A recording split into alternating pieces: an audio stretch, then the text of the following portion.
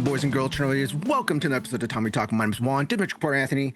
This is a judo podcast for judo players by two judo players. Now, as you guys can see, we have two very special guests with us today. First, we have Dave from Judo Chop Suey back on the show again. Thank you, Dave, for coming back on the show. And a special new guest we have on today is DrSeoiNage, all right, the statistician of judo right now. So let's first just talk to Dave. So Dave, how you doing? How you been? Last time I was on the show with you, I had to leave because of some personal stuff. I'm going to be this entire episode with you, I think, this time. But how you doing? I'm great. Great to be with you all again. Things are awesome for me. I've just been busy teaching judo at my jiu-jitsu club. I've been busy training. I'm starting a new business. And so, yeah, there's a lot of things going on and really happy to be here. Really happy to be part of the show once again. Thank you. I'm so happy to have you. So, Anthony, you wanted to ask him a little about his podcast? Yeah. So last time we had you on the show, you talked about like you might come back and do an episode on something. I know it wasn't like a full commitment, but that episode never came out. Like, yeah.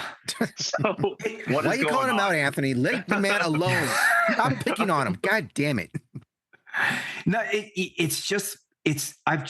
I'm so busy that I have a standard of quality when it comes to audio preparation and everything. I've said it so many times on my podcast. I think I mentioned it to you last time I here. It takes me 8 to 12 hours of work for a single episode. And it's very difficult for me to find that kind of time, a quiet time where I can do the editing and stuff. And because I just don't turn on the microphone and talk. And that's why I never really had a video component to my podcast, because there was a lot of heavy editing, sound effects. That's just kind of the theater of the mind type thing that I wanted to do. And I've always said that if I can't produce the kind of quality that I wanted to do, that it would be best for me to just kind of walk away from it. And I just felt that I just can't do what I want to do with the podcast. And quite frankly, between you guys, which is, Tatami Talk's still my favorite judo podcast. And there's so many people in the podcasting space. I think it's time to set sail over the horizon, or whatever the phrase is, and let other people do its thing. The only thing I would say is that people don't really cover the international sport in the way that I did. I think that's missing. And I wish I could fill that space. I can't do it in a consistent manner in the way that I would want to do it. And it's just become difficult. Once Paris came and went, I was like, the Paris Grand Slam came and went. I was like, there's no way I can continue on the tour, but I still watch. I try and watch every tournament. Thankfully for me, when I'm working, I have my laptop next to me, my personal laptop. So if there's an event going on, a lot of times it coincides with, it's 10 in the morning for me. There's an event happening at, 4 in the afternoon over in Tajikistan or something like that. And it works. So I do manage to follow the sport that way. And I'm excited to talk about 2025 so far in the IJF World Tour. Yeah, I won't go too deep into it because you're not exactly our special guest for this show, but you're still special to me. Okay. I think you're right. There's definitely a hole that needs to be filled that you left, unfortunately, about the coverage. And that's something that IJF, I think, should do. And don't know why. I think it's much easier than some of the other efforts that they're doing.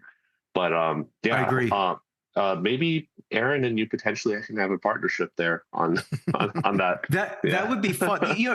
I think I mentioned this before. Yeah. Like if I had somebody else doing all the editing, I would keep doing it. But I just can't do all the editing. I could show up on a podcast like this and flap my gums for a couple hours, and I'd be happy with that. But it's all the editing that was just so much. Yeah.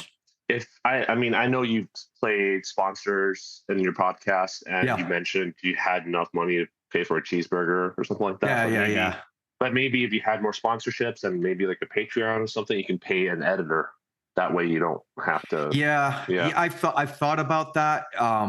It's also finding the time to record. That it's so hard. And I don't have a space like I used to in this house, which I love. I have an awesome house, but I just don't have a proper recording space where I could outfit it with the foam and I'm just a stickler for the audio. All right. Okay. So let's move on. Hopefully things change, but that's the update as of now. Aaron, also you're known as DrSeoiNage on Reddit. You've been, I think it's been like a year and a half or 2 years since you first started posting those statistics on the Judo subreddit. Do you want to kind of introduce yourself? I don't know how much personal information you want to give away. And no, that's fair. Yeah, go ahead. So my name's Aaron. You can call me Aaron or DrSeoiNage, whichever you prefer. Can I call you Seonagi? If you want to. It is very much part of my judo, I think my first ippon that actually felt like I launched the guy, it was from Ippon Seonagi. It was a small local tournament. Kid I was fighting against was 6'1", and somehow at 12 years old, don't know how. And it just kind of clicked. So I always kind of wanted to have that name, and then in Japan, sometimes at the Kodokan they'll refer to someone as Mr. So-and-so in terms of the technique they're known for. It's I don't know if I could claim that considering all the great Seonagi specialists. And so it's you know what? Just as a motivation to finish out grad school, it's I'll just slap that on. And I didn't know my stats would catch on enough. So, in retrospect, I don't know if I would have chosen that name, but I have it and it seems to work. But in terms of, you wanted to hear a little bit about how I got started into judo. So I was a chubby asthmatic 10-year-old, and I was very tired of running wind sprints at soccer practice. And one day my parents took me to the local rec center, and there was this judo demo for the local club there. And so it's that looks like fun. And so I started there, and now it's become this huge part of my life. And even to the point where within a year of doing judo, I was I recorded the VHR the VHR tape to watch the broadcast of the Athens Olympics, because it was overnight when they'd actually broadcast it. And I think Rusty Kanakogi was announcing for the US broadcast that year. And so that was a really cool experience early on, getting to see Nomura win his third Olympic title, seeing Tani win her second, as well as just getting to see judo at that level. And that was also when the legend of Ilias Iliadis was born. So it's a huge time in judo. And so I just always kind of paid attention to that. And then I was lucky enough that at a local tournament I was at, one of the higher Dan ranks noticed me and kind of took it upon himself to mentor me. And so he was the one who suggested that I start practicing Murate Seonagi. And so ever since then, it's been I've done pretty much every variation of both Seonagi, Ippon Seonagi, and Seotoshi imaginable.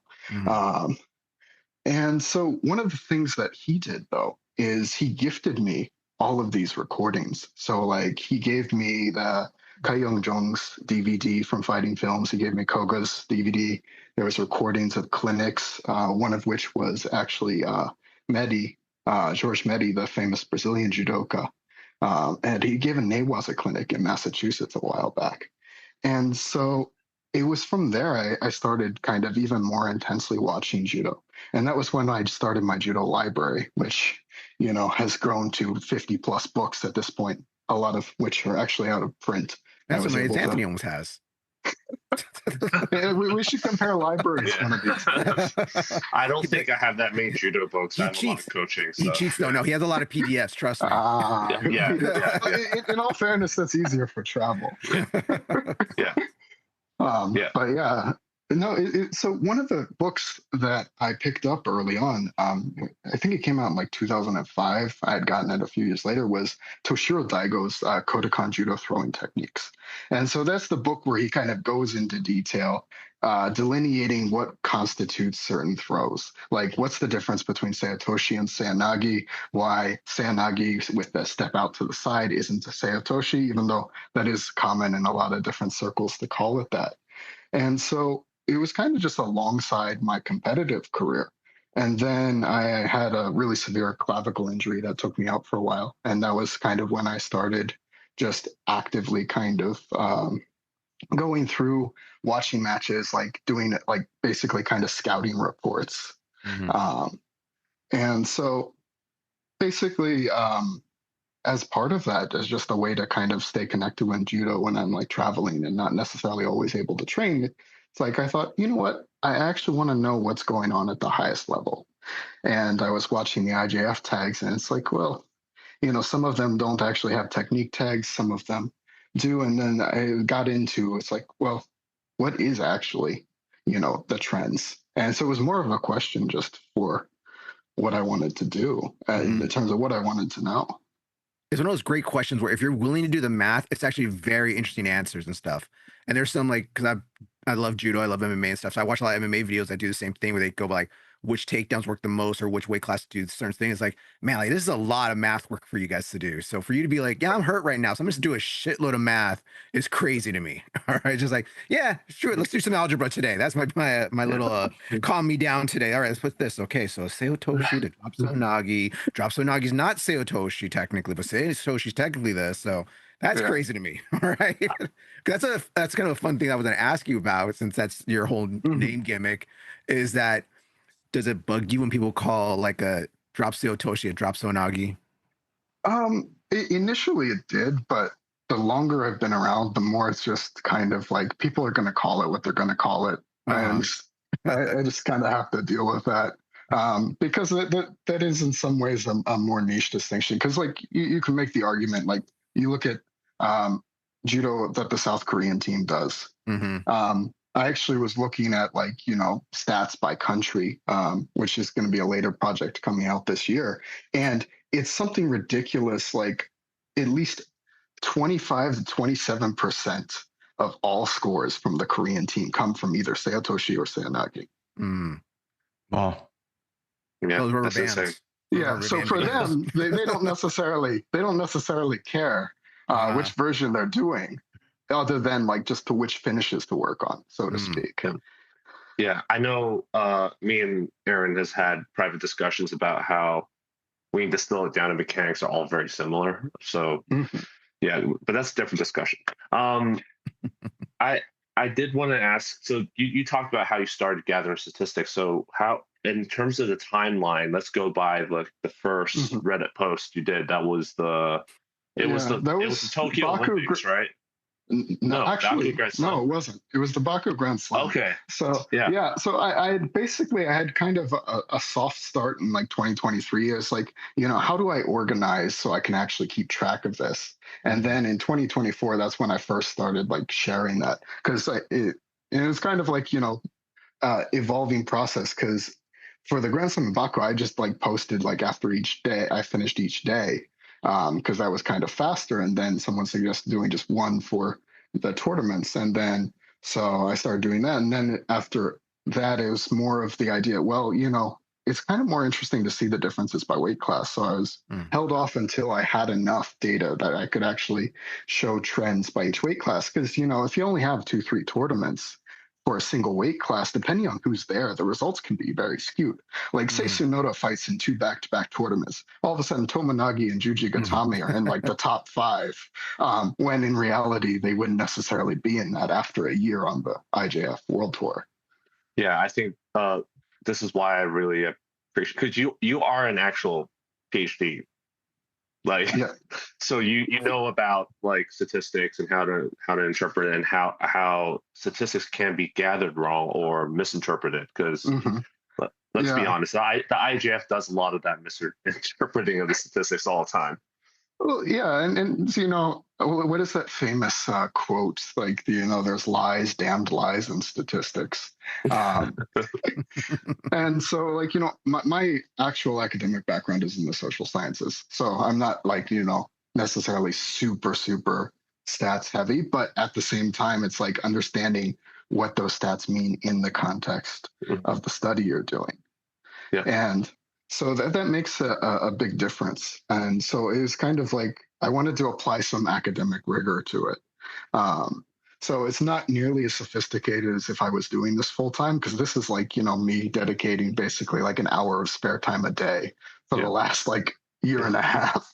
to be able to do this. I can walk you through kind of this process. So usually I wait until after the tournaments, after a day has been concluded to start gathering stats. Because as much as I would love to actually watch the entirety of all of the matches, minus maybe the ones that go into like extreme golden score and end by Shido, the IJF tagging system, like to their credit, saves me a lot of time. So they're basically, I select which category, or sometimes I'll pick certain athletes or certain categories that I want to actually watch in full, just to kind of see what's happening. But then for the actual data gathering itself, it's, start this match. Okay, are they fighting? Is it left versus right, right, left, etc.? And then, okay, what scores are happening, or what, Shido calls is it? And then I compile it there. So basically, I have like a formatted Excel sheet. And if you all want, I can send you one of those after this. Anthony would I love love that. No, I love he- that. Oh, Aaron- you don't need to send me that. I'm cool. No, you can send it to me. Yeah. Yeah, Aaron already sent it to me because I think we first got in contact about maybe making this like an open data accessible to people kind of thing. So I did look at the templates and everything, which reminds me I need to go back and provide you with that script we're talking about. But that's awesome. Is that to the extent of how you? Because since you brought it up already, let's go into how you gather the data. Is that to the extent how you gather it, or is there what's your process? Are there any special tools you use other than Excel? Like, do you have like a notebook you use to use some sort of tagging system so that you can go back and review it and gather more details just so you can go through it faster? Because I don't do what you're doing for the IJF matches, but I do kind of do something similar to an extent for my students. So I would record their matches sometimes in tournaments and then review it. And Smooth Comp has made it so much easier because I could just pay $20 and get the footage. And I would say how many attacks. I got this from Chris Round. How many attacks have they been doing? Like left versus right stance. Like how often do they switch stance and mess up? And what kind of grips people get. So I do that kind of stuff, and I have notations I use while I watch that, and then I import it into the Excel spreadsheet. Do you have anything of that sort? Yeah, I actually don't for that, because what I do is I'll basically sit down, and I can usually do 1 to 2 divisions depending on the number of athletes in the span of an hour. Again, it depends. Like if it's a lightly attended tournament, I can get into. If not, then it's I break down. So I actually just record a brief note. So I go by basically pool it, go through all of the pools. So that way, if I have to stop at partway through, I note which match I left off on and which pool, so I can return back to it. So I basically just go to the draw sheet on the Judo TV and go and use that. And I have dedicated Excel sheets for each tournament, with broken down for each category. And so usually what I do, if I'm not trying to rush and get a tournament wide stats out, is at this point of the year, things get really busy in the spring. Later this summer, I'm going to have more time. So what I do is I go through and I'll gather the data for one weight category and just go through the events if I have multiple to catch up on. And that I find sometimes more interesting than necessarily jumping from category to category in the same event. Got it. Are there? Go ahead. No, you go ahead. Finish. Oh, I was gonna say, but in terms of the categorization, I have the Kodokan official list of techniques, and I'll also periodically read through Toshiro Daigo, and so he was the late Daigo was 10th Dan, but he was also the technical director of the Kodokan. Yeah. And so he was the one who did a lot of detailed study. And it was actually, I think, people like the modern Kodokan videos, but there was an older one that they produced when he was the director. Hal Sharp's YouTube channel. You're talking about the one with the blue background, right?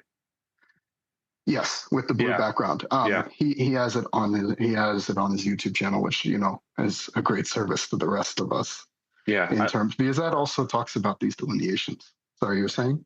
Yeah, I was going to say we said it in the previous episodes in case the listeners haven't listened, that me and Juan both prefer that old Kodokan video Yeah. than the new ones, even though the So new do ones I. are, it's what a lot of people have been linking on Reddit and using as a Mhm. reference, even though some of them I don't like that much. Let's just put it that way. So Mhm. I agree. Like that's the gold standard. I feel like. Why should we listen to Daigo? Like, why he said he's the technical director, right? Who's the technical director now? Like, why is he not chiming in on all this stuff? And it's not the fact that Daigo is a 10th dan either, because we have 10th dans in the Budokai now. Yeah. Why aren't they saying like that's not DrSeoiNage, that's Seotoshi? Like, why aren't they coming out saying this kind of stuff? Well, I don't know if they're coming out and saying it directly, and it's also part of it is also this like increasing separation between the Kodokan and the IJF as well. You know, the Kodokan doesn't carry a lot of influence, I would argue, on the IJF World Tour, but I agree. I do find it interesting. Maybe some behind the scenes stuff are going on because, like, I noticed at partway through 2024. Even Neil Adams was talking about the distinction between Seotoshi and Seoinage. So someone has, like, you know, told them Went up about to him. this. Because Tap him on the shoulder. because I remember there was somewhere I don't remember when. I was just like, why did Neil Adams all of a sudden went from calling it DrSeoiNage to Seotoshi? So someone probably told him, you know, Mr. Adamson, be like, you know. So We're trying to phase out this word drop so nagi. It's not cool. We want to get more clean with it. So you can probably go like Seotoshi, please, sir. it's cultural appropriation, you know. Cultural appropriation. Actually, it's cultural disrespect, technically. All right. Yeah. Okay. Yeah, do you have anything else to add? Going more off of that. So I think there are voices, but it's more discreet in that sense. But one of the reasons why I bring up Daigo, because, like, you know, a lot of the modern definitions that used to be on the Kodokan English site, they've changed their website around, so I don't know if they're still available there, were based off of his research. And that was like one of Daigo's specialties. So Daigo was a graduate of the Tokyo Education University, which it's modern day. It basically morphed into Scuba University, which they still produce a lot of excellent research on judo. Like the Morote Seoinage damage to the shoulder and elbow study. Yeah, exactly. I've read at least 3 or 4 studies that they produced. Like, that university alone has produced on Seoinage. One even actually compared the rotational differences between university level Japanese athletes and world and Olympic medalists. And there was actually a distinction between them, which was really interesting to see. Yeah, some of the I don't know if you've watched the Fighting Spirit YouTube video on judo with the blue, I forgot his name, Nicholas, the karate guy that was on the Blue Eye Samurai guy. Yeah, that guy. Yeah, Nicholas Pettis, I think he was. He owns a CrossFit. He owns a CrossFit gym now, by the way. So interesting. Yeah. On that show, they did some sort of like studies where they put on like motion trackers and all that kind of stuff. And I personally wasn't too happy with that, because it seems like, I mention this online all the time, like it's pigeonholing, it's trying to force the square into a circle hole kind of thing. Like it's trying to fit what they see into like what they traditionally understand about judo. But I feel like the Tsukuba University's research is more like they're not afraid to go against tradition and say like it's wrong without actually saying tradition is wrong. They're saying if you do it like this, you're going to fuck up your elbow. Yeah, basically. Yeah, and that safety conversation is really important. Like, I happen to like be fortunate to be one of the Seoinage guys who hasn't fucked up my elbows doing this. And part of that, I think, is I just kind of lucked into doing the elbow down form rather than necessarily anything else other than that. And so it's good to actually see kind of this research, because, you know, there's a few students like I'm working with on Seoinage, and it's just like knowing like certain kind of pitfalls that I want to avoid with that. Yeah. Just so they can have like a lot of career longevity.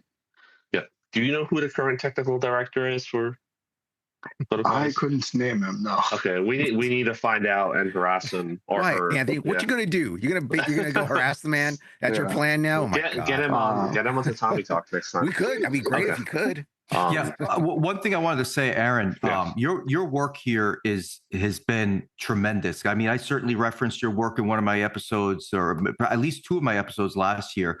But it's really important because there are waves of narratives in terms of judo discussion and what's happening on the IJF World Tour. We saw that come to a boiling point on the whole leg grab discussion and discussion on what the Olympics were like in terms of how many Shidos. You had a lot of people complaining, oh, there's just Shidos everywhere. This is the worst I've ever seen. Where in actuality, there were more Shido called in the World Championships just a couple of months prior than there were at the Olympics. And the Olympics wasn't all that bad in terms of number of Shido. It's just it's such a big stage. So I just wanted to express, I really appreciate the work that you've done here, because it does. It allows us to have reasonable discussions on what is working, what isn't working in judo, what judo's trends are, and for people who are coaches, at the lower levels like myself, what does work? What are people doing out there? What is the meta? It's so I think all of this is, I just want to express my appreciation. I think you've just done a tremendous job, and it helps clarify these type of discussions instead of just going by the back in my day discussion. Oh, we need to bring back the coca and we need to bring back this and that, which, by the way, I just want to put out there. I wasn't sure about how Yuko was going to play out in 2025. I love it. I think it's great. I realize now, I know when I was last on Tatami Talk that I wasn't sure. I was kind of iffy on it. I totally see. I see the need for that score, and I think it's a great thing that they did. I really like all of the changes that they did so far. I don't really have any real issues except for one, and we'll probably get there in a bit. Yeah, we will. Yeah. Okay. No. So, Aaron, I mean, we kind of touched upon this. Why should we trust your stats? Like, we know the IJF. We know, Anthony. Why is so it's blunt fair. sometimes. why? So what makes your stats better than the other guy's stats?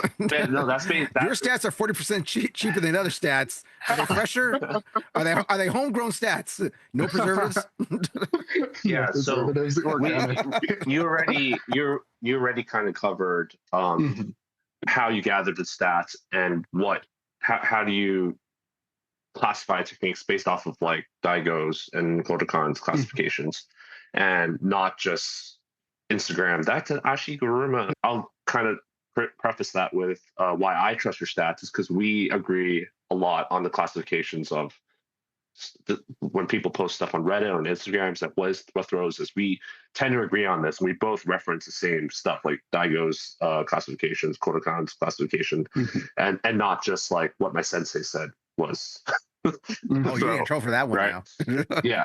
So, so do you have anything to add to that, or why your stats are more believable and more reliable? Yeah. Well, in terms of just going back to it, I don't want to do this kind of appeal to authority or like experience kind of fallacy. Like, I've been watching these matches for 20 plus years at this point. But I think the reason why people should be at least curious about my stats is because I'm doing this primarily to answer a question that I have. So I'm heavily invested in the accuracy of it. Like, I'm not actually making any money off of it, even though I think some people in my life wish I would be, considering how much time I spend on it. But that being said, I think one of the biggest controversies is, this kind of delineation between Seotoshi, Seoinage, and those types of throws. And I think I'm well equipped to do that because, not only do I study these differences and, look at source material and look at the definitions and also just sometimes if it's a close call, I'll watch it like multiple times from multiple angles. Which, shout out to the IJF for having 2 different camera angles you can it's watch. great. So it's great. awesome. Yeah. Yeah, because like there's certain throws where it's like it's hard to make a call until you watch the other angle, and then it's like, okay, I can see that. But you just, sorry to interrupt, but you just sent me Yeah. a video yesterday where we're like, is this Tadatoshi or is this I forgot. It was definitely not drop CodeCon. Well, no, definitely we're talking about Sumio Toshi versus Tayatoshi for that one. Yeah, And so it was the rear camera that helped. Yeah, because the IJF classified it as Seiwa Toshi, and we're both like, it's definitely not Seiwa Toshi because it was not on their back, so it was definitely Sumio Toshi or Tayatoshi, and I couldn't decide until you're like, hey, take a look at the other camera, and I looked, I was like, okay, it's definitely Tayatoshi, so definitely a lifesaver. But continue, sorry.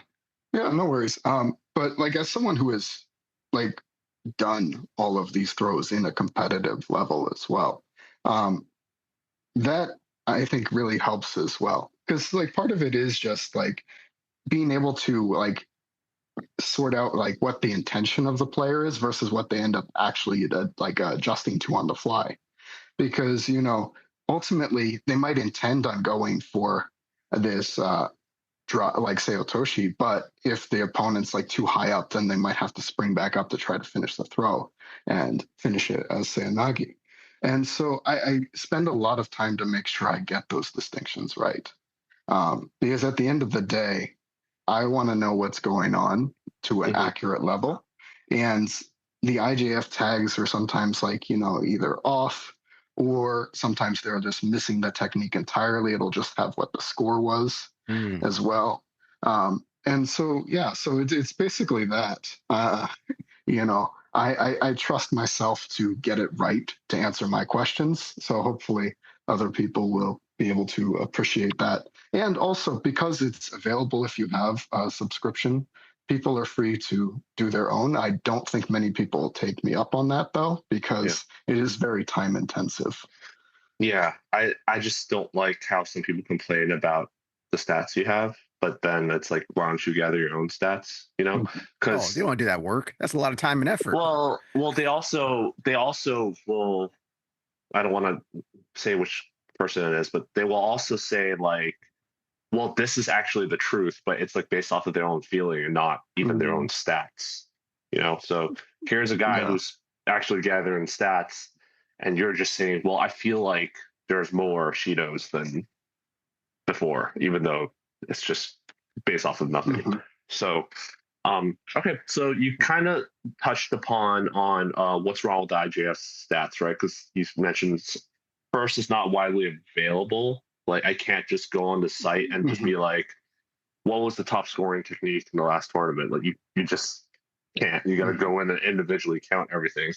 And number two, like you said, some of them are missing, right? And misclassified. That's actually happens fairly often. So are there anything else you want to add to that? Well, it's certain things like some more obscure techniques like Koshi Daishi. Yamarashi. I don't think we have had a Yamarashi on the international stage. Though Really? Krista Taguchi did once state that she does Yamarashi, but it is essentially Ashiguruma competitively. Breaking my heart here, man. Break my heart, doctor. But Yamarashi is an interesting throw, and Anthony and I have talked about like the kind of history of it. But yeah, because no one really, there was no video or even photo of Shiro Saigo doing the technique, and so even like Mifune's demonstration of it was largely based on like kind of hearsay, because he started at the CodeCon years after Saigo was essentially forced to leave because of getting into a brawl.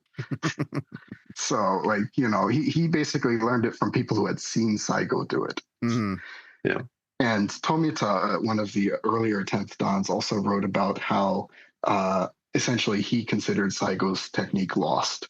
And he was a contemporary of Saigo's. In fact, I think they were both promoted to Shodan on the same day, if I'm remembering correctly. Yeah, that's why I've always kind of questioned. I'm like, someone said it's lost, so why are there so many people going around teaching their version of it, which doesn't make sense. It's not really Well, I'm not gonna lost. lie. We work on it like we mess around with each other. We work on it sometimes. Like, no, it has to be this way. It has to be like this. No, it's like this. No, you can't do this with your foot, Anthony. No, but his leg was broken. Remember? I still don't care. Yeah, But I was talking the name. yeah, I was talking to Aaron saying, wouldn't it be funny if the truth is that he just actually pulled out like a weapon and beat the shit out of everyone, and everyone's I like, oh, just he did the yelled mountain storm. "Raging Mountain Storm" at him.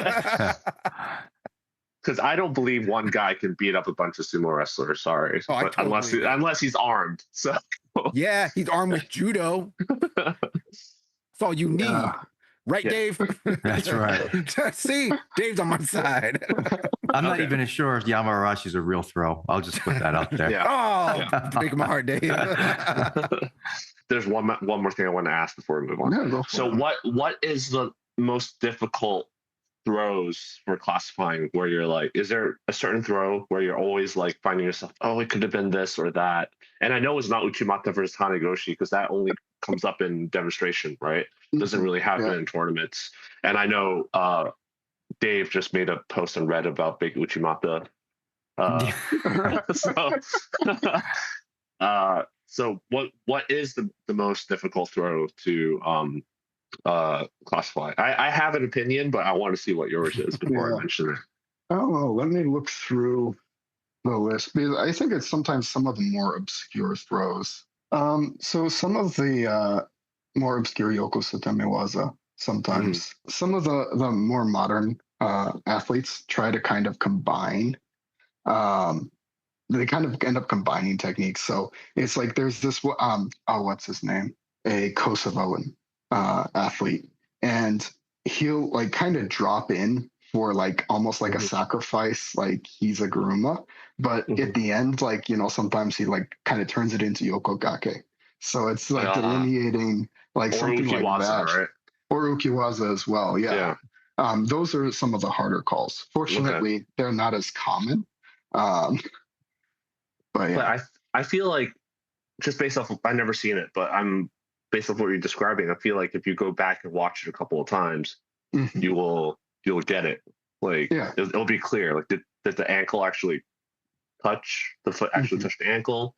Did he actually hit the knee? Like, well, so I feel like that's But I guess you. For me, it's mostly Ashiguruma, Haraigoshi, and Oguruma. I think that's for me. It's really hard. That's the second range. Yeah, because it's Haraigoshi is kind of like mirroring its older brother Hanagoshi's decline, in the sense of like Hanagoshi was actually really popular up through the 1960s, like in the US. For instance, it was popular in Japan in the Taisho era, so like in the 20s. But like Haraigoshi is essentially in the last 20 years is kind of like declined. And part of it's I agree with you, Aaron. Like a lot of times when I see quote unquote Haraigoshi on the tour, I really think a lot of times it's Ashiguruma. That just personally, and it can go back and forth. But I'm with you there. I'm totally with you there. Yeah. The Oguruma is maybe a little bit harder out of the three, but that's more just because like kind of the rarity, and it's also really hard to do. Like Teddy Riner could do it because he's so tall; he could just kind of throw his thigh across his opponent's belt. But yeah, so for Haraigoshi, that's a little bit harder because it's like, is there actually hip involvement? Is it a hip throw, or is he wheeling him over his leg, which is Ashiguruma? Right.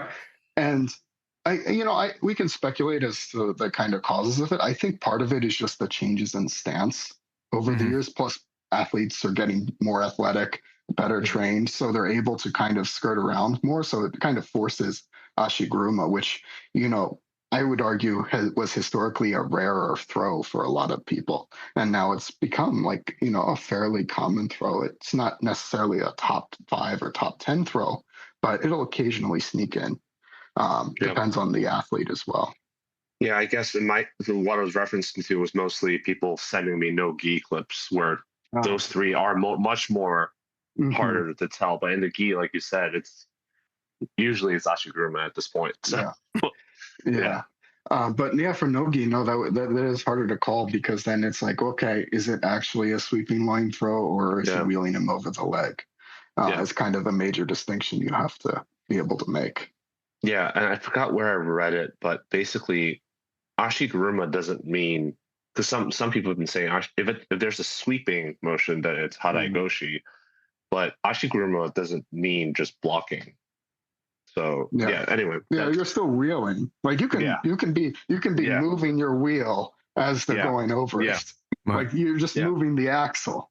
I'm actually gonna make a Substack post on that soon. I just have to re-record it. So we're gonna talk really quickly about the All Japan Championships and the Empress Cup. Specifically the rules, not the impression of the tournament, because we all know it's awesome. Oh my god! So, and if you disagree, then you can leave the meeting right now. But I'll be going out right now. See you guys later. Have a good afternoon. But I'm still here. I'm still here. Specifically about the rules, me and Juan briefly talked about it already. So I'll head up Dave first. I want your impression of what you thought of the rules for that. I thought it brought an interesting dynamic. I didn't watch the entire All Japan. I did not watch the Empress, but I did watch the All Japan open weight tournament. I liked it.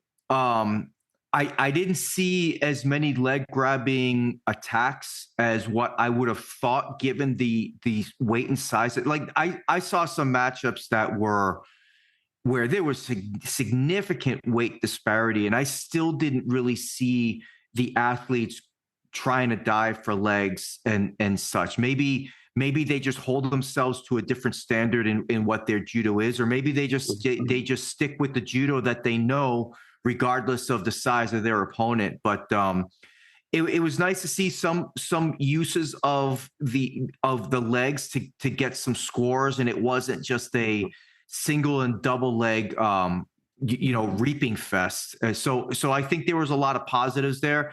I just want to put this out there now. I don't think that would extend. It would look the same way on the IJF World Tour. I think that was specific to the All Japan. I don't think if leg grabs were brought back, people would approach it the same way.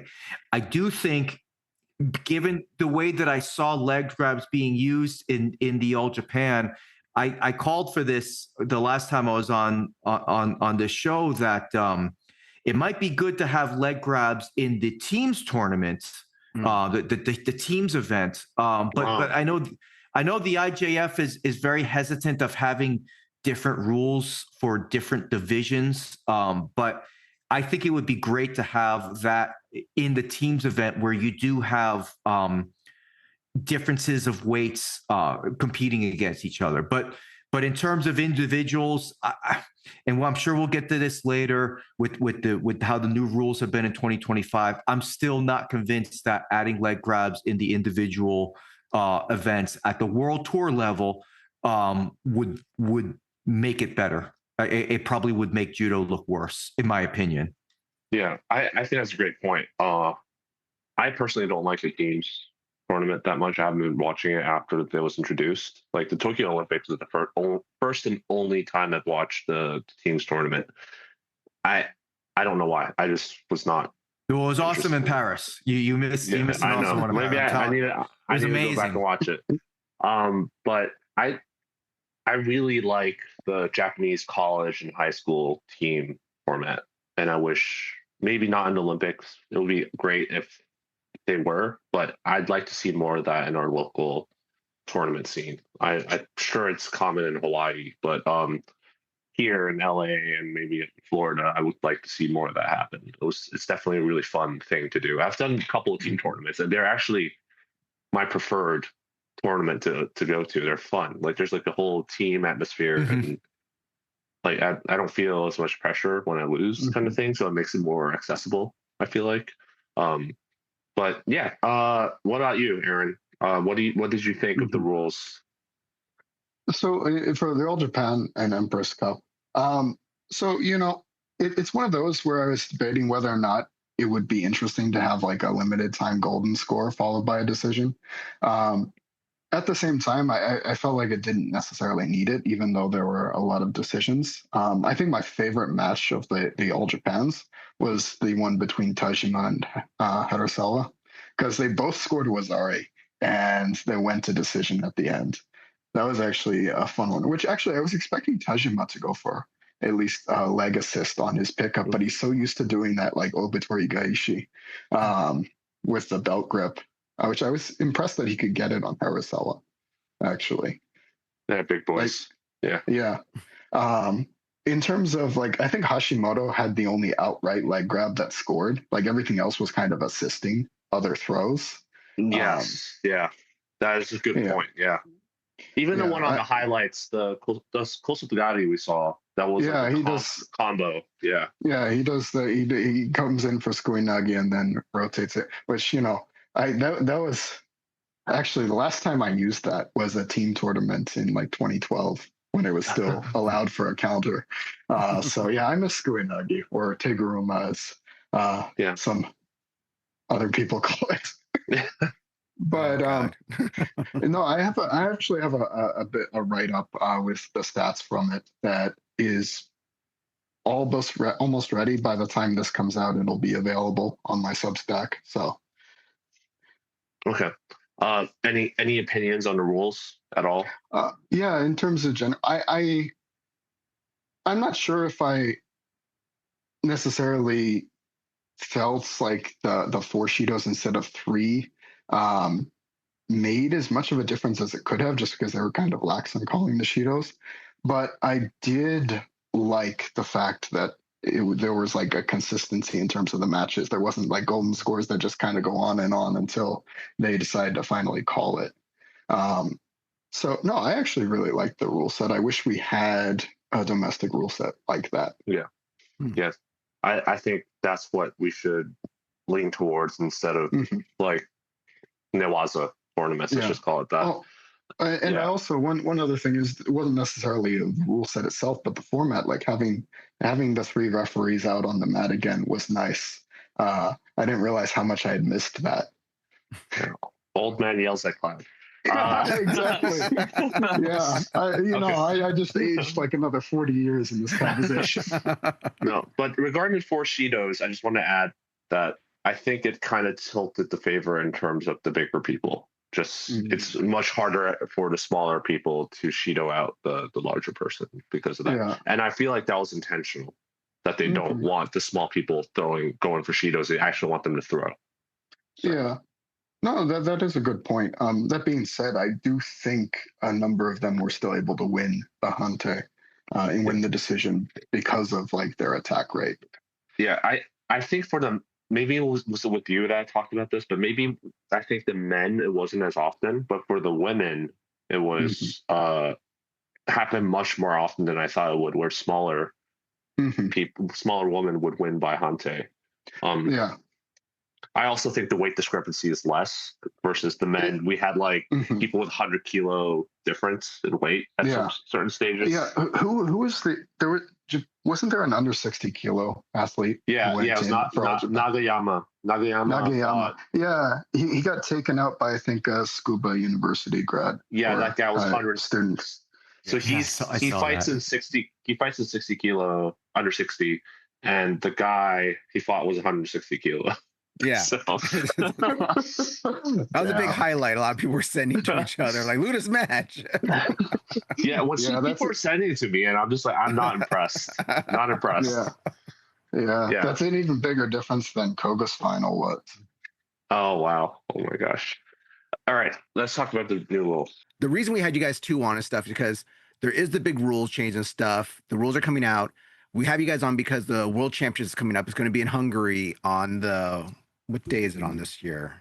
I think June 3rd, the weekend of June 13th. Yeah, June 13th through the 20th, they'll be having the World Championships in Hungary. So we want to have you guys on to talk about what do you guys think about the new rule changes, how it's gone, what does it look like to you guys?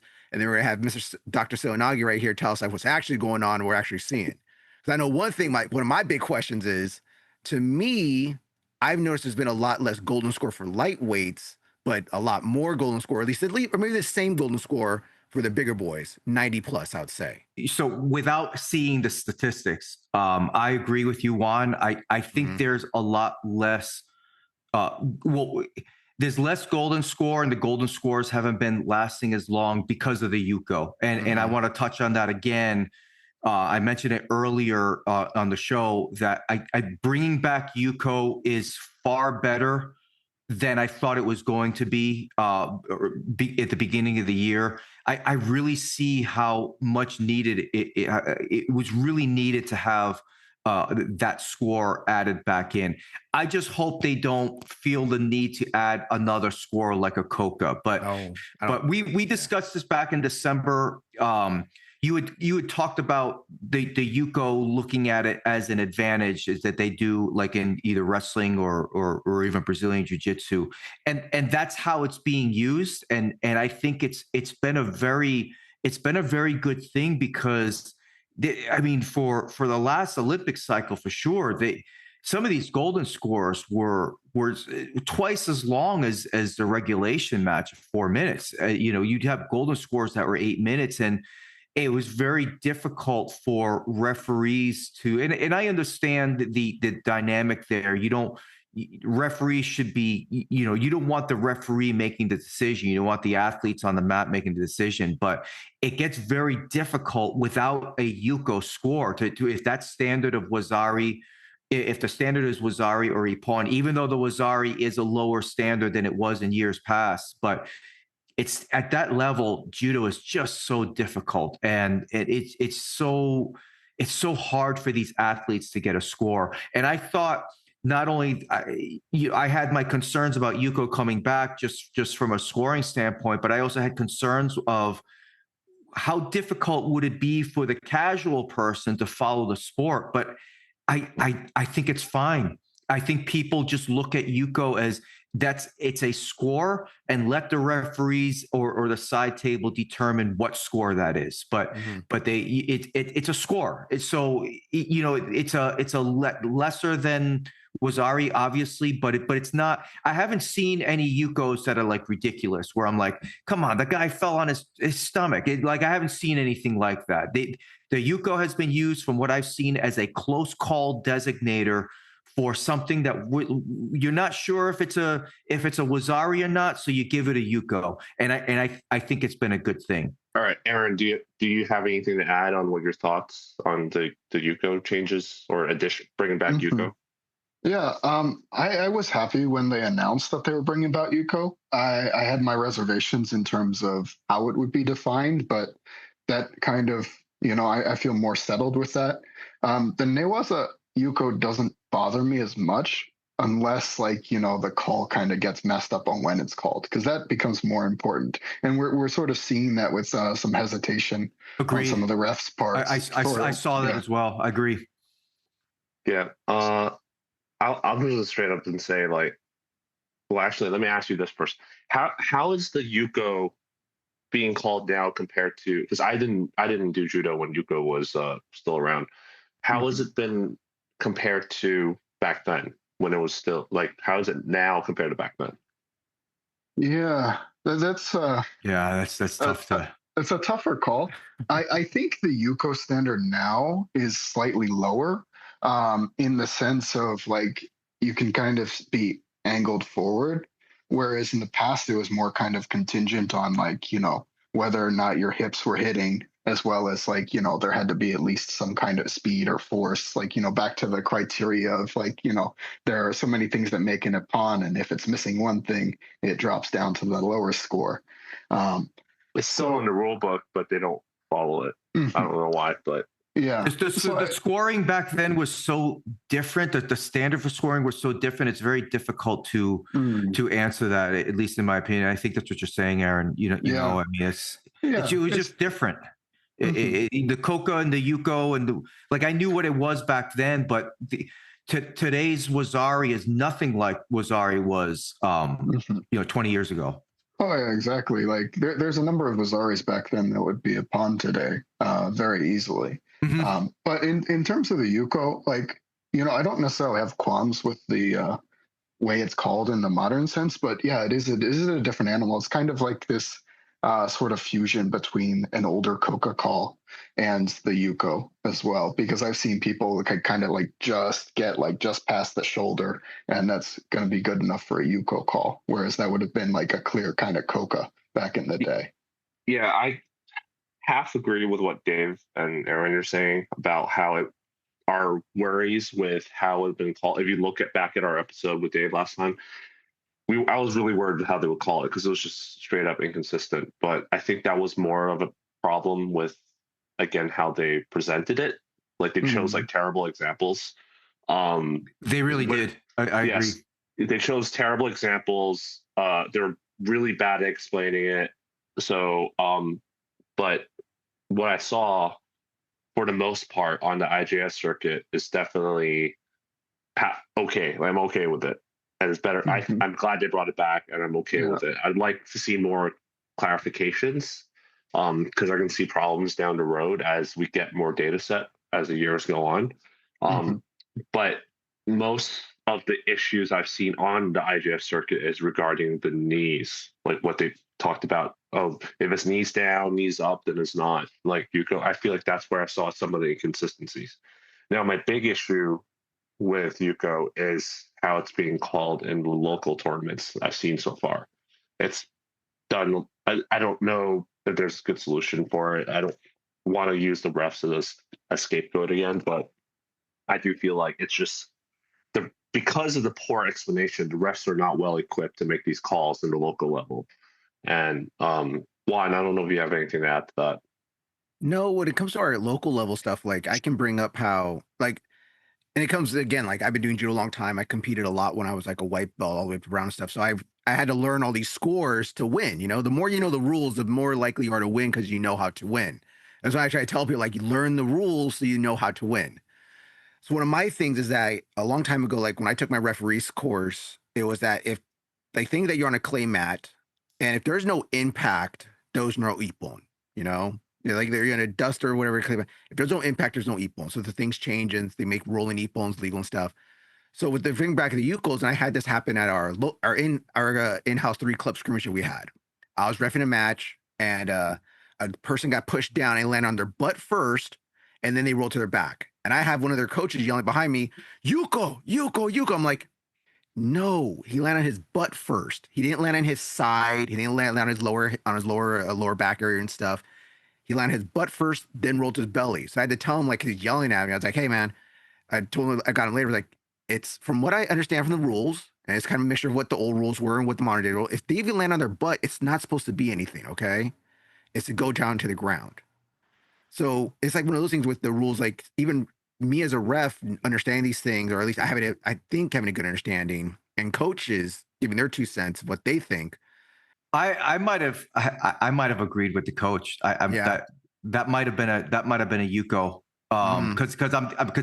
Because I'm thinking, and I don't know how the IJF defines that specific scenario, or I should say I don't remember, but which I'm not a big fan of the idea, the principle of continuation, but I'm thinking from a continuation point of view, you get a stumble, they land and on their bottom, and then they're rolling onto they're being pushed onto their back. I've seen that score as Wazari in last year on the world tour.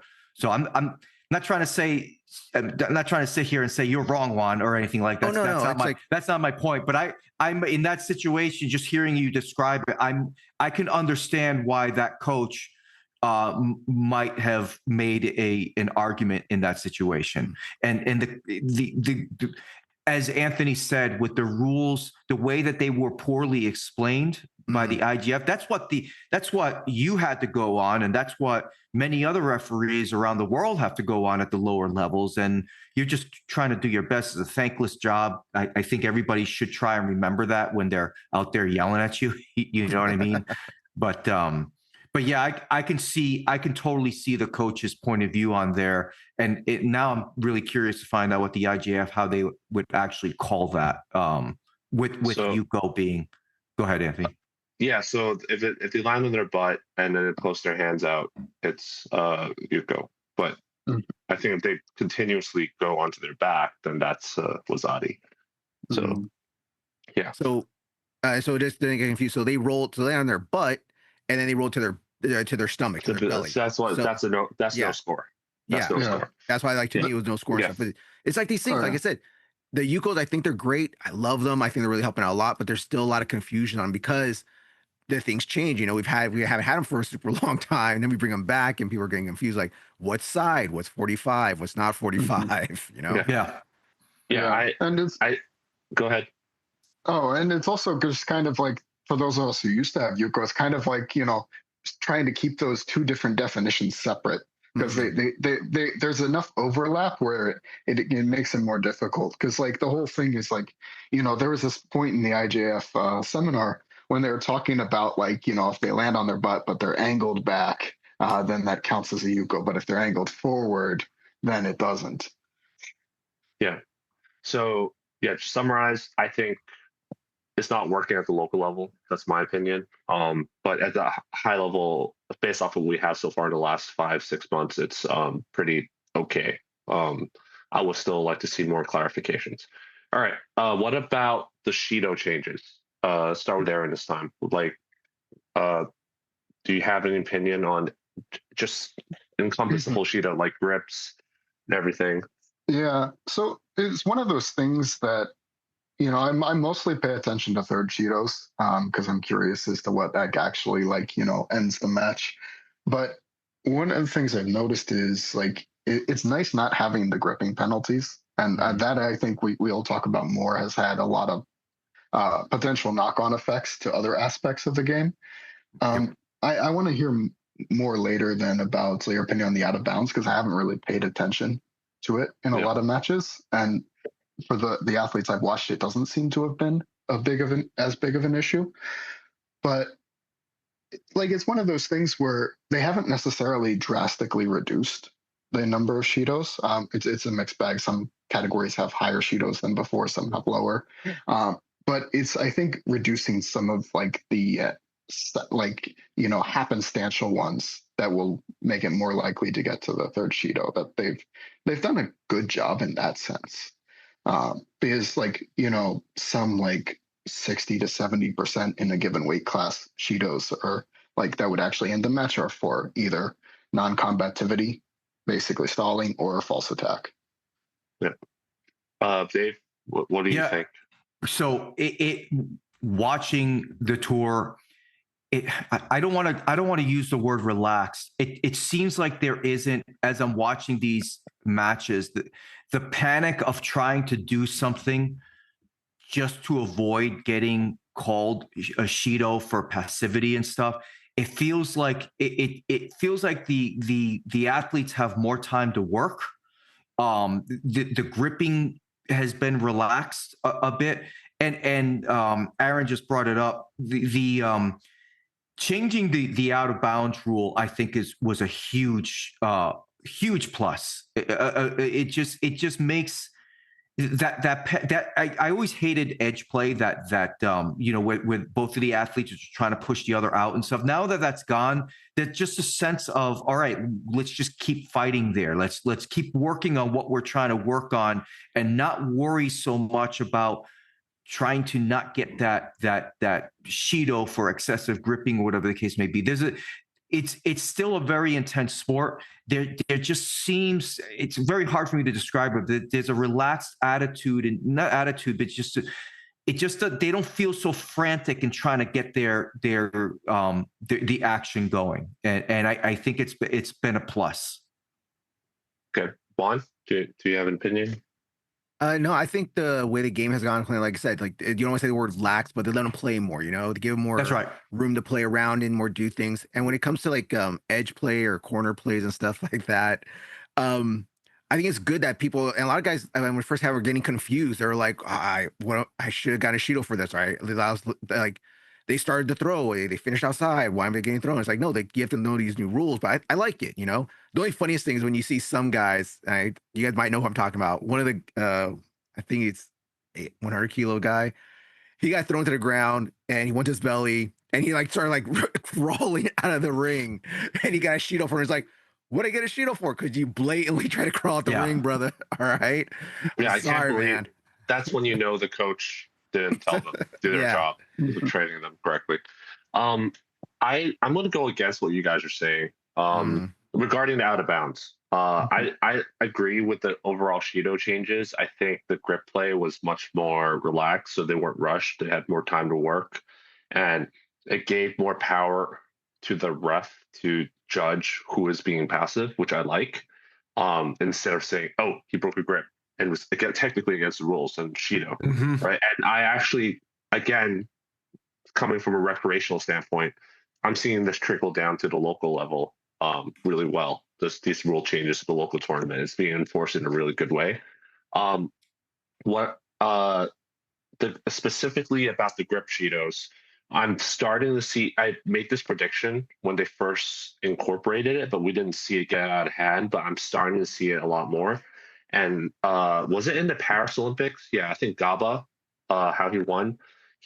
Whenever the other person would break a grip, he would backpedal to ward to Shido. Because if you break a grip and you don't re-grip, you get a Shido. So there's a couple of matches where Gaba won in the Olympics due to him backpedaling and the other person's like trying to get another grip, and then they couldn't because he's running away. And I think that was the loophole I was saying people would use, and we saw that happen a bit in the Paris Olympics. And I'm starting to see some more of this happening, but I think the athletes are also aware of it, so they're no longer slower at chasing after the grip break. They would grip break and re-grip faster now to avoid that penalty, which I'm still going to be kind of careful about that to see how it plays out, because I think that's definitely one way of skirting the rules. Aaron, you look like you have an opinion on that, so I'll pause real quick. No, I think it's interesting. I was actually waiting. One of the things I was looking forward to is actually hearing your opinion on that, because I remember your prediction, and I know you've been paying closer attention to that. So it's like I think you're more in the know on that aspect than I am in terms of watching recent matches. Yes. It's definitely not out of control right now, but I can totally see, because like the Olympics is still like 2 years away, right? And they're gonna look at we kind of mentioned this. They're gonna look at it right now and be like, "Oh, it's fine," and then people start getting better at gaming the rules. Yeah, absolutely. Within 2 years, they'll figure it out. And then like 2 years later, they're like, "Oh, it's too late to change the rules now." And then you're gonna see people doing this. So, also regarding passivity, I think their clarifications on positive Newaza engagement will not be penalized. That totally did not happen at any level.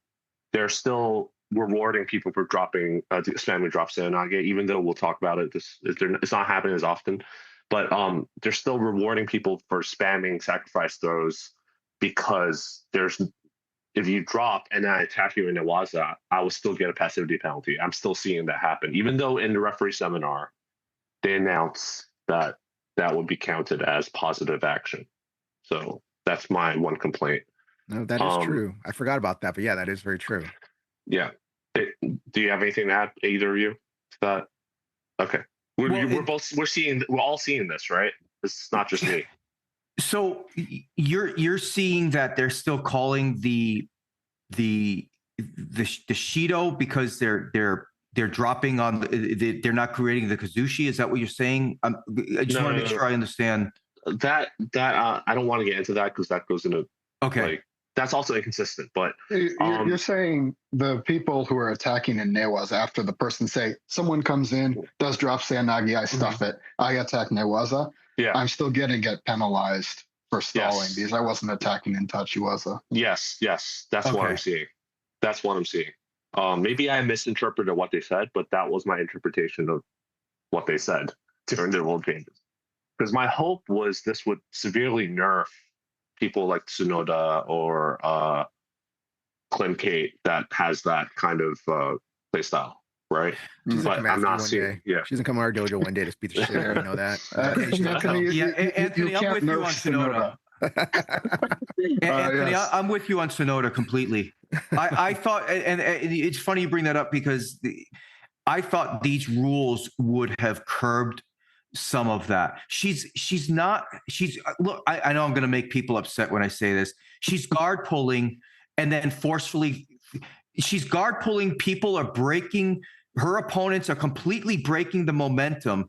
And then she keeps pulling and lifts them up for a throw. That's not, it's a break in the action to me. Yeah. I thought the rules were going to fix that kind of thing.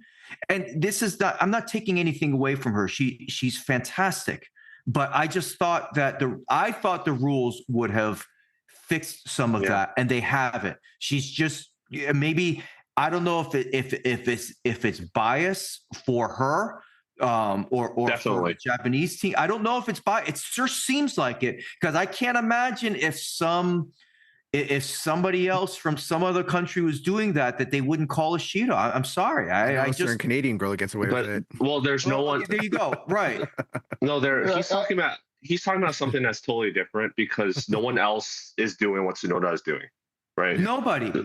I'm stunned. I'm stunned that they are still they're not calling at least a mate on that. It's completely stuck. It's two actions. It's not a continuous action. Yeah. So this is different from what I'm talking about. And I said I didn't want to get into it, but since we are again, because I want to differentiate what I'm saying. Look what you did, Anthony. Look what you did. What I'm saying is that I am not being rewarded for my Newaza action is not counted as activity. I would get a passivity penalty if I just defend the drop attacks and attack on the ground. I've seen that happen. So that was what I'm talking about. Okay.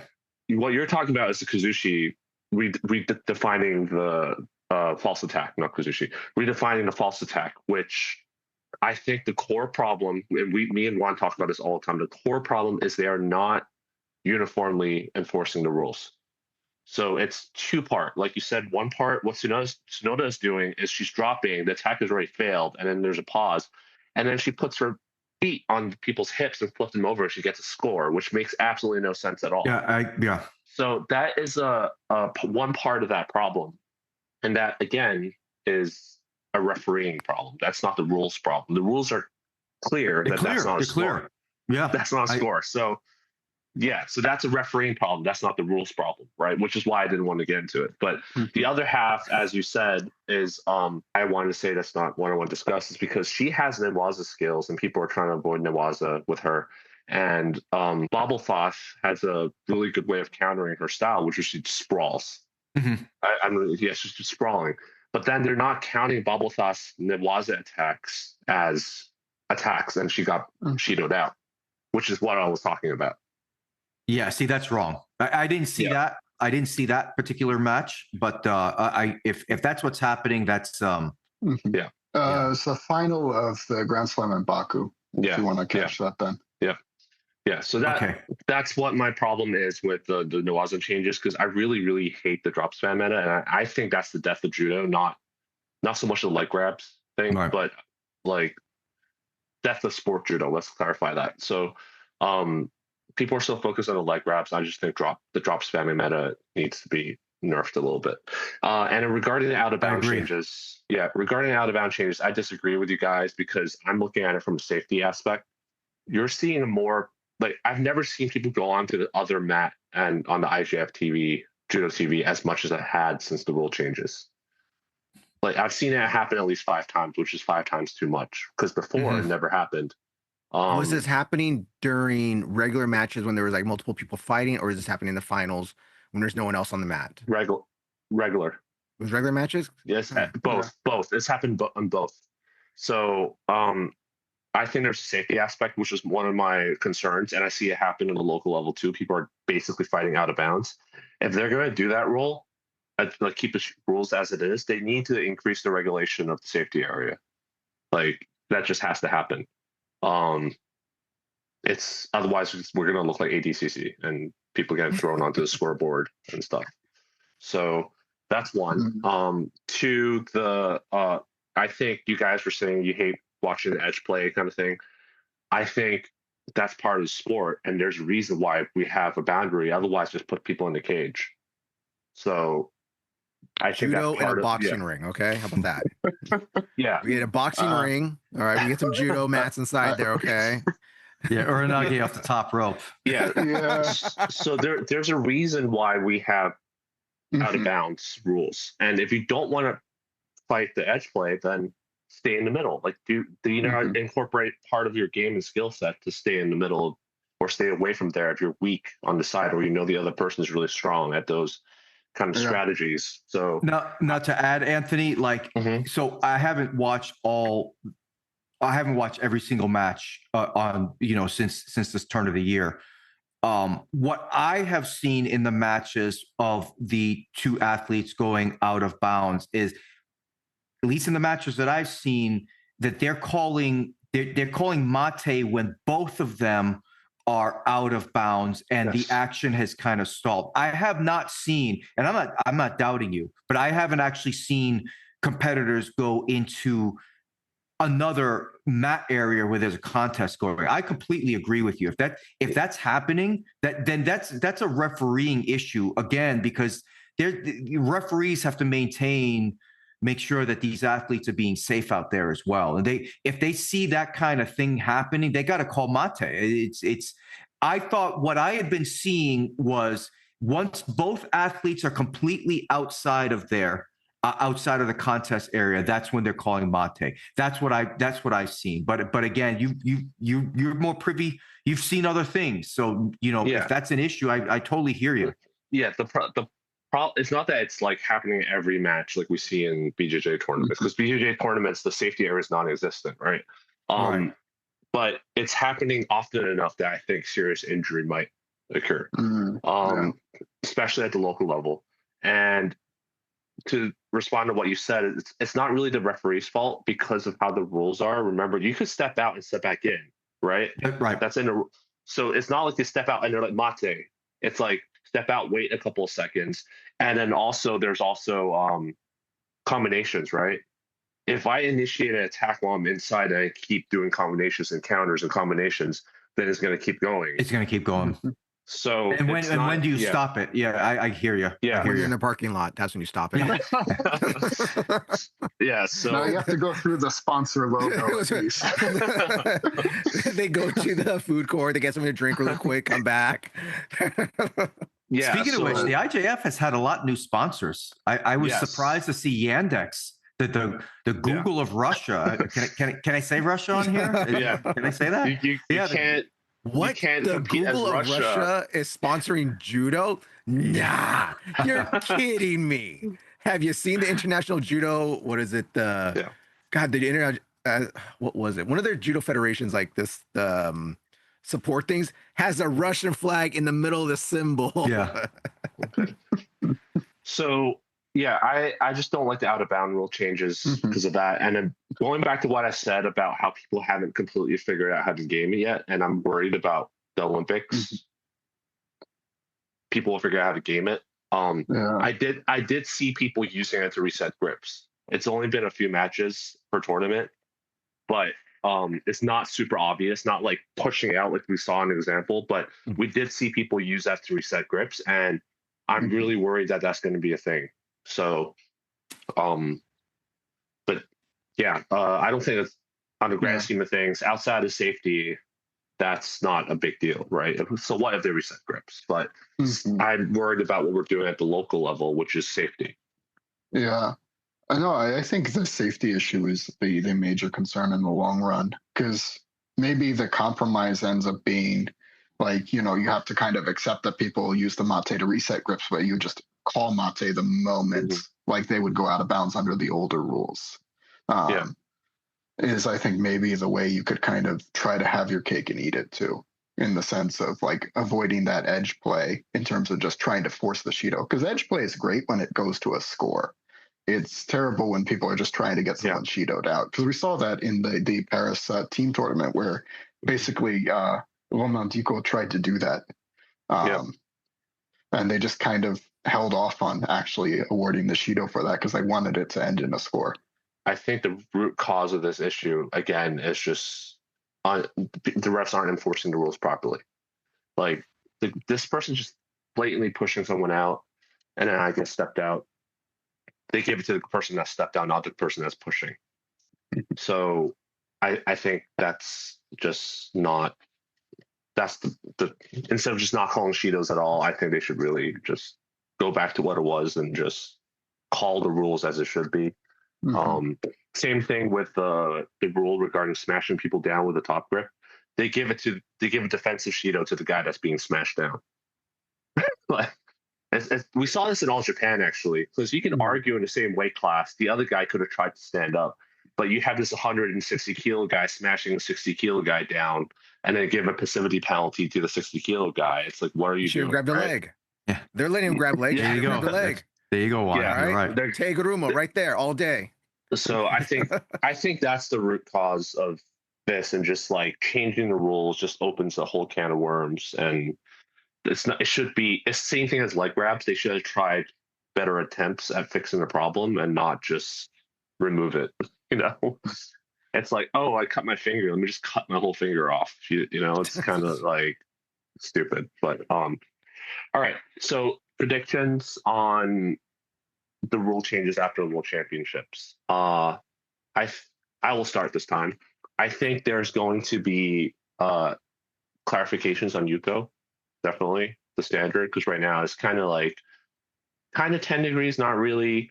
It's up to the ref. The knees, kind of the knees, not really the knees. So I think there's going to be clarification on that. There's hints of Osaikomi changes coming on the definition of that. Definitely going to see that. I think we're also going to see more clarification on what Dave talked about, what Sonoda is doing. They're going to try and fix that, I think. I'm thinking outside of those three, I don't think there's anything else going to be changed. Personally, I'd like to see, again, Lazati and Ippon score raised, and it would fix the Yuko issue, but that will not happen. So I know it's not going to happen. So, Dave, what are your predictions?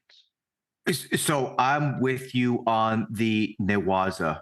What I have noticed so far in 2025 is there is a significant increase in Newaza, at least, and I don't have the statistics like Aaron does, but it seems like there is a lot more Newaza, which is fine, but I think for judo there is such thing as too much Newaza.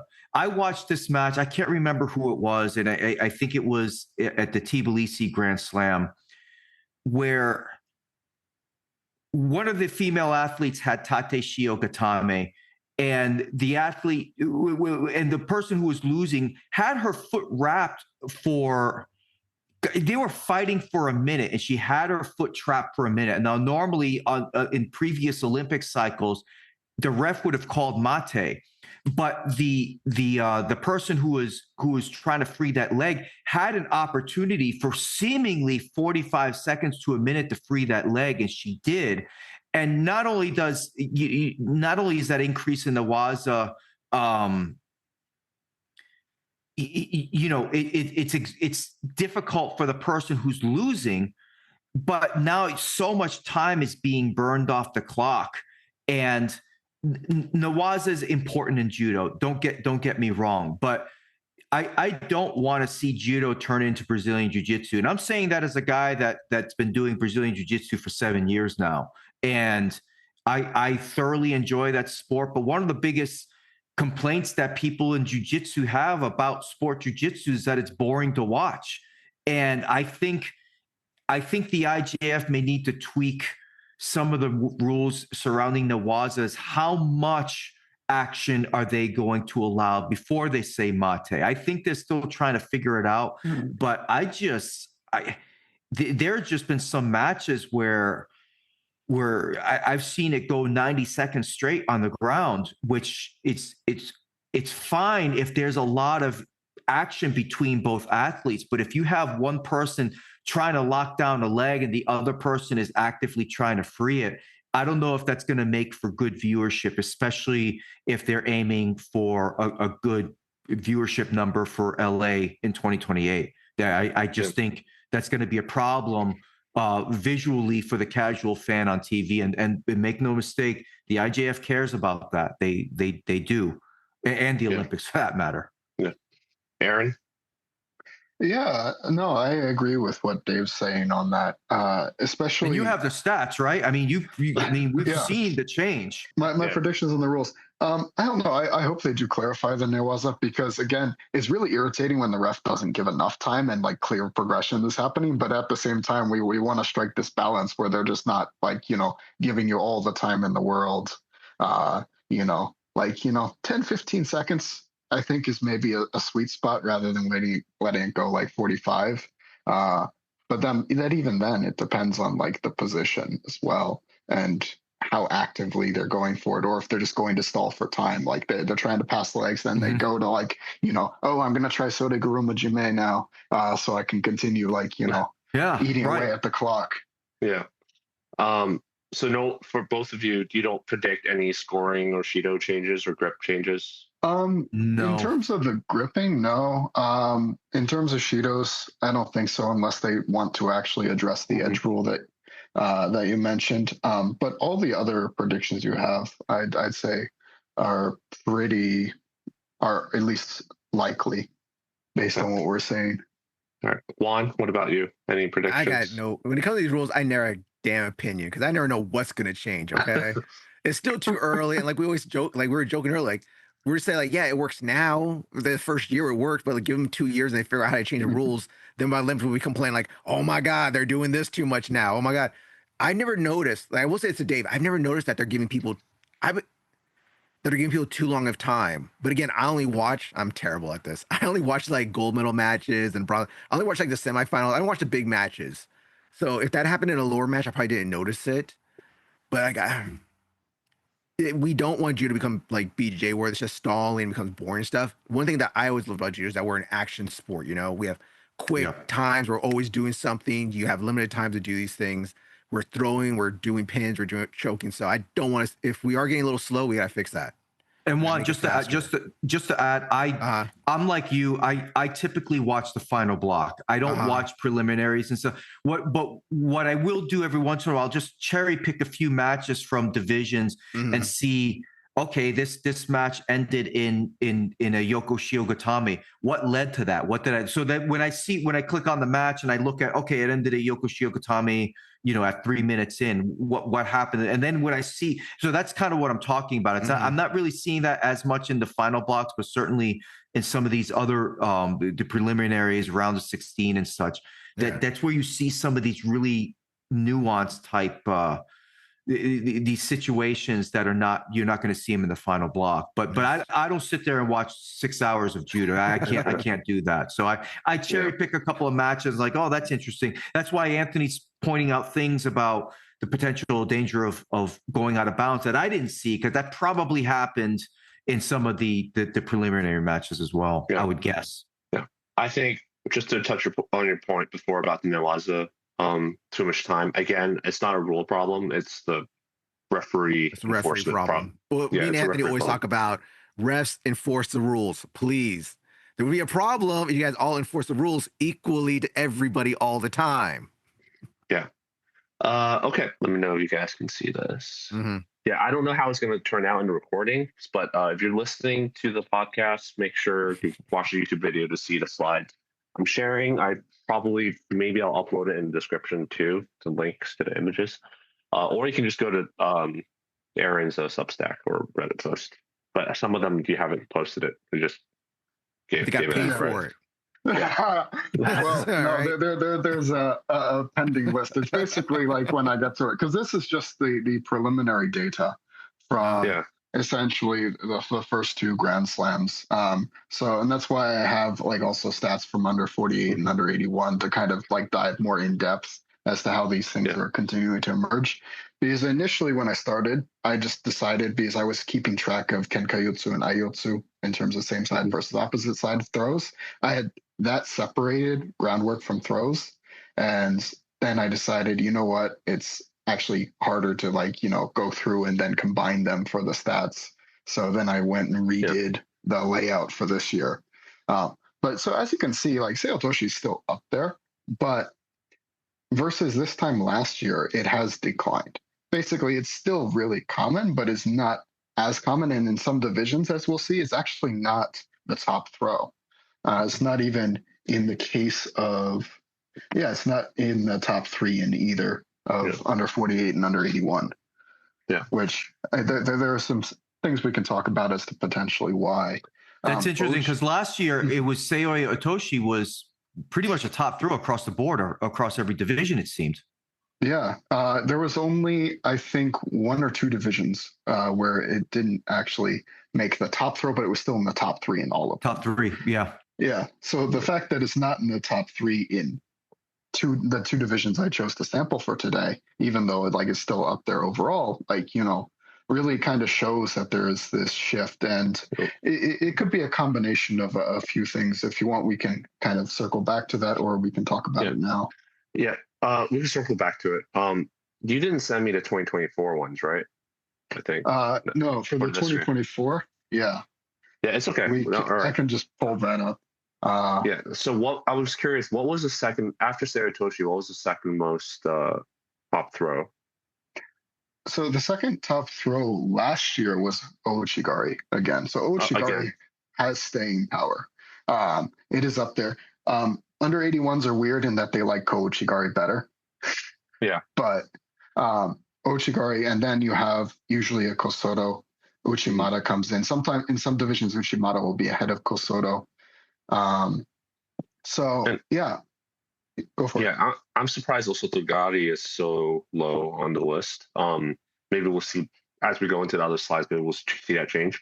And I think it totally makes sense because Ouchigari opens up to Uchimata and a lot of other throws. So it totally makes sense. Or you go in for Uchimata and you finish with an Ouchigari. So yeah, there's also a nice bailout throw if you've come in for a forward attack and are trying to go. Yeah. Were you before I interrupted you before, was this slide what you were going to talk to you about the Sutemi Waza and Nawaza? Well, in terms of Nawaza, we can talk more about that in the under 48 when we get to it, because that was specific to that division. But the thing that I thought was interesting is both Kazuri Kamishio and Tateshio Gatame are more common this year than they were last year. Yoko Shio is, again, the unsung hero of Judo Newaza. Pretty much everything revolves around it in terms of success, especially because if you do get past half guard, it's one of the more secure ones you can go straight into. Yeah, that's actually why I took your statistics last year and was why I spent a lot more time training Yokoshio Gatame and side control with my beginners more than traditionally people would focus on Kesagatame, right? But I'm just that's a pretty, number one, it's pretty situational in the grand scheme of things if you look at the statistics. And number two, it's pretty hard to have a good, strong Yokoshio Gatame, Kesagatame, and when you lose it, you lose it. But Yokoshio Gatame, I'm sure those who train BJJ would agree, you can transition to the other stuff on this list, like Kazure Kamishio Gatame, Tateshio Gatame. Those are all things that start from the Yokoshio Gatame, which is a very variable, versatile position. I know you said that the Kamishio Gatame and Tateshio Gatame has moved up on the list. Do you think, I'm going to ask Dave this first, do you think it has to do with just more time on Newaza now, so you have more time to get into that position? Boy, it's hard. That's certainly possible. Looking at these stats, just with my own eyeball test, I have seen a lot more Tateshio Gatame more so far this year than I have in the entire, it feels like the entire previous Olympic cycle. It just seemed like such a rare pin, but yet I'm seeing it a lot. I think I have to believe the extended time of the rules is allowing for more dynamic. It's allowing for more movement and just a lot of the athletes perhaps don't feel like they have to rush and hold down the very first thing that they get, so they're able to move around a bit and work these positions. I think you might be right, Anthony. The changes to the Nawaza rules have opened this up, and again, like I said, I'm seeing exchanges that last more than 30 seconds on the ground, and yeah, it's really interesting to see especially Tate Shiogatami, Okuri Erijime. I feel like I've seen a lot, and these stats, right, Aaron? This is just from the first 2 Grand Slams. Yeah. Yeah, and I've seen I've watched a lot of other tournaments, and I since then, and I'm seeing a lot of Okuri Erijime. I've seen Tate Shiogatami. There's a lot of Nawaza coming back. It's a good thing, and like I said earlier, hopefully the IJF makes sure that they balances that so that it's just not so much on the ground, because I think there is such thing as too much. Yeah, because you're not going to throw into Tate Shiogatame. You're not going to throw into Kama Shiogatame. It just doesn't happen. So, right. Aaron, do you have anything to add before we move on to the next? Yeah. So I had kind of the mental prediction going into this year once they announced the 5-second Yuko that Tate Shiogatame might become more common. Because for me, like personally, if I get into Tate Shiogatame, I almost automatically look for an opportunity to transfer to Yokoshio.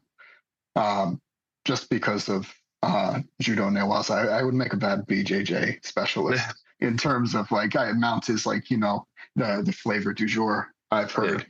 I still prefer Yoko Shigatami and BJJ. Same. Me too. If I'm find myself on mount, I would actually hop off and get to the side. I have a really good mount, but I still prefer. I feel Yoko Shio is more dynamic for me with the things that I do. I just so many transitions that I can do unlike mount, even though mount scores the most in that sport. Yeah, that's a good point. One of the things I have seen in more recent tournaments, and so this might start to come in later on in the year as more stats, like I said, and I get more stats together, is Sodeguruma Jime is becoming more common, especially among European judoka. They like to use it as an attack from while they're like trying to pass half guard, and occasionally it's working. So that's also an interesting. That's something in our beginners curriculum I teach all the time, because it's like, why not, right? Yeah. I especially do that because I have a bad knee, so I don't even try to escape the half guard on that side. I'm just going to try Sodeguruma Jime, because why not? It's such a low opportunity cost, right? Yeah. Okay, next slide. Overall win methods. Yeah. So, I don't have the 2024 up, but I can tell you that Ippon wins have increased by over 12% overall in the current rule set, which I thought was really interesting. Obviously, Wazaris have diminished significantly. Right. I think it's just Yuko took. If you can add the Wazadi and Yuko, that'll be like 30%, right? 30%. Was that what it was in 2024? The Wazadi amount was 30%. It varied by division. Some of the ones in 2024, because also some we're getting more Ippons this year than Wazaris. So in the case of 81 kilos, Wazaris in total, both regular Wazari and Wazari Owasete Ippon, actually comes out to 55%. Wow. Of all match outcomes. You're talking about last year. Last year. Whereas this year, now we have a significant increase in Ippons, decrease in Wazaris. Obviously, Yuko is eating up some of those that would have been called Wazari under the older scoring system. Yeah, I wonder why. I'm not sure. I mean, I'm looking at that slide, Aaron, right now. It's just stunning to see how Wazari is this year is down to 16% in the under 81 kilo division when it was 44% last year. I mean, even if you add up the Yuko there, it's still massive difference there. So and it's Ippon just jump up so high. This is what I want to see. I think this is what we should be. This is how I want to see judo look like. I want to see matches. I want to see Ippon at a very high percentage. And it's coming through Nawaza, I'm sure, but I still want to see Ippon at the highest percentage because it tells me that the athletes are still trying to win by Ippon instead of just the path of least resistance.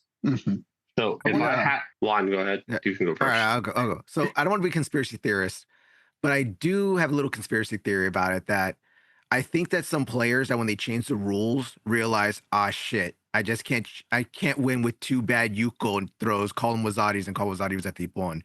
I have to start throwing good throws again. So because they're being forced to throw good throws just to get a Wazati, is forcing them to Man, go throwing into good Ippons. I That's think my theory. Because that was I the whole think thing that a lot of people were mad about. It's like guys are winning like gold medals with two bad Yukos. Wazati was at the Ippon when that wouldn't be nothing now. So if I gotta fight harder to get a good Wazati, why not just throw good for a good Ippon? This is a little conspiracy theory of mine. I think you're assuming there that they weren't trying hard in the first one. I don't think they work because you and I, we know. I'm not saying like local guys, but you come on, you know some guys like work harder, work smarter. You know, So- I gotta work smarter. I have my input, but I just want to confirm this slide right here is only the first two Grand Slams of the year, right? Yeah. Yeah. So Mhm. so it's a and huge then- caveat. It is. That's why I have then under 48 and under 81 because those include all of the current Grand Slams and Grand Prix. Okay. I think well my guess we'll get into it, but I think that it has to do with what we talked about. There's more Nawaza time happening. So because if you pin someone, that's a pawn, right? Mm-hmm. So that is probably what bumped up the pawn a little bit. And also because it's only the first two Grand Slam, and we know there's a lot of high level athletes that have been absent in some of the tournaments. So maybe we know when there's two very high level athletes fighting, a lot of times it goes in the golden score or Shidos, and because it's really hard to throw someone at that level. I think the pawns is because I'm going to get shit for it, but like the level of competition is quote unquote lower than before, so we're going to see more pawns. A lot of countries are sending their second, third strings before the Olympic qualifications happen. So, well, you know, I'm going to get like shit for it as well. Then I guess, or get bugged about it. You're making us look bad. No. In terms of, I think the level difference has a bit to play because there's some athletes, high level athletes, who are coming out just kind of test the waters, test the new rules. Like we saw Sonoda fight in Baku, and so I think the level discrepancy is playing into that increase. But also another thing to consider, I think the fact that having the Yuko on the board also forces action more, and that also is potentially another contributing factor into this increase in Ippons, because now you're kind of scrambling to try to get back that score. yeah, that makes sense. So you're basically agreeing with Juan in a sense. Not necessarily say this comparison theory. It's like there's nothing wrong agreeing with me. That's okay. It's all right. No. I get you a tinfoil hat. All right, I'll get you a tinfoil gi. All right. What I'm saying is, I don't think it's necessarily a conspiracy theory because there seems to be evidence. So it's kind of like a kind of combined where you are too. But you're saying the same thing he is, that people are fighting harder for the Ippon now, basically. Well, no. Well, I was saying it's because like they're fighting harder for the Ippon, but not necessarily for the Ippon. They're fighting harder to like score or get back a score. Because like this year, it's not a huge difference, but let's take 81. Average there's 1.1. Let's just move on to the next slide. Yeah. Okay. So let's go.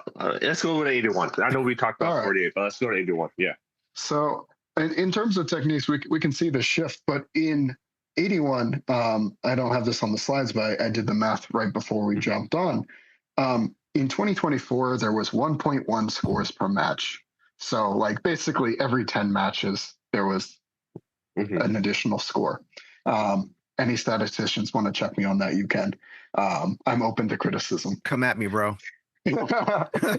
But this year, it was 1.2 scores per match. So there's actually been an increase in overall scoring. It's not a huge increase, but that tells me that there is at least more action happening. And so that contributes to it. Okay. But we can get into the. I definitely think there's more action. I think everyone here would agree on that. There's definitely more action happening. So 81, Soetoshi is still number one. Right. So Was this also happening? No, in 2024 it was number one. Oh, okay. In 2025, all right. currently it actually fell into fourth. Oh, okay. Yeah, okay. I see it now. Yeah. So fell into fourth. All right. So why do you think that's the case? So a bunch of different things. Part of it is people are more free in terms of their grip fighting, so they're not locked into a position, and so you're less inclined to have to bail out, or like you can also kind of break off if you're at risk. Plus, I think as well, just because it's become so common, people are building better defenses for it. Like a significant portion of the Hikikomi Gaishi scores, they're not in the top 5, but they do make an appearance in like the top 15, actually come from people stuffing a drop seo, like a seo toshi, and then wheeling around and wheeling them over with Hikikomi Gaishi. And getting the score from that. So when you say Hikikomi Gaishi, you're talking about like the commonly Sumi Gaishi. Yeah, People are what people would call Sumi Gaishi, albeit with the belt grip.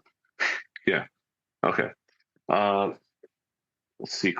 Why Kouchigari though? Why would that be number one? Not Ouchigari as we saw in the first slide. Yeah, so that was one of the things I found surprising, and it could just be kind of the matchups that are happening because you have some high level athletes intermixed with some newer players. Mm-hmm. But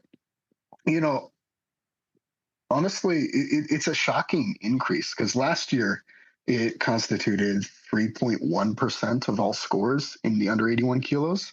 This year it has jumped up to 9.7. Wow. Yeah. It's a massive jump. It is.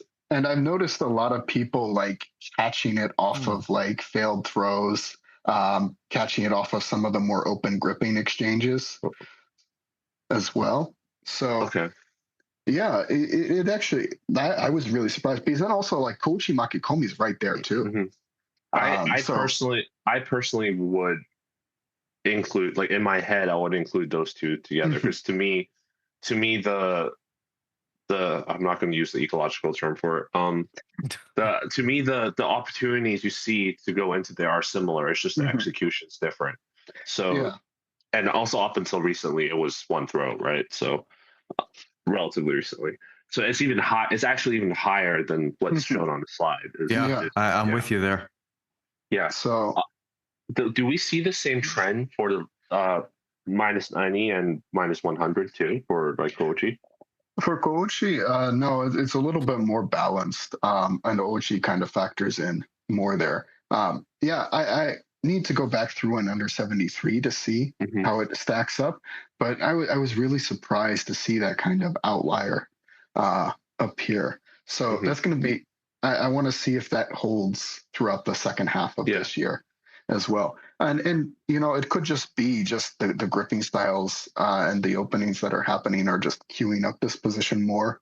It also just depends on the athletes, but I've been surprised by how many I've seen, including players now doing off-sided ones as well. Yeah. How much of, because we don't see Uchimata on the 2025 list here at all. It's probably dropped. How low did it drop? So Uchimata is actually at number 14.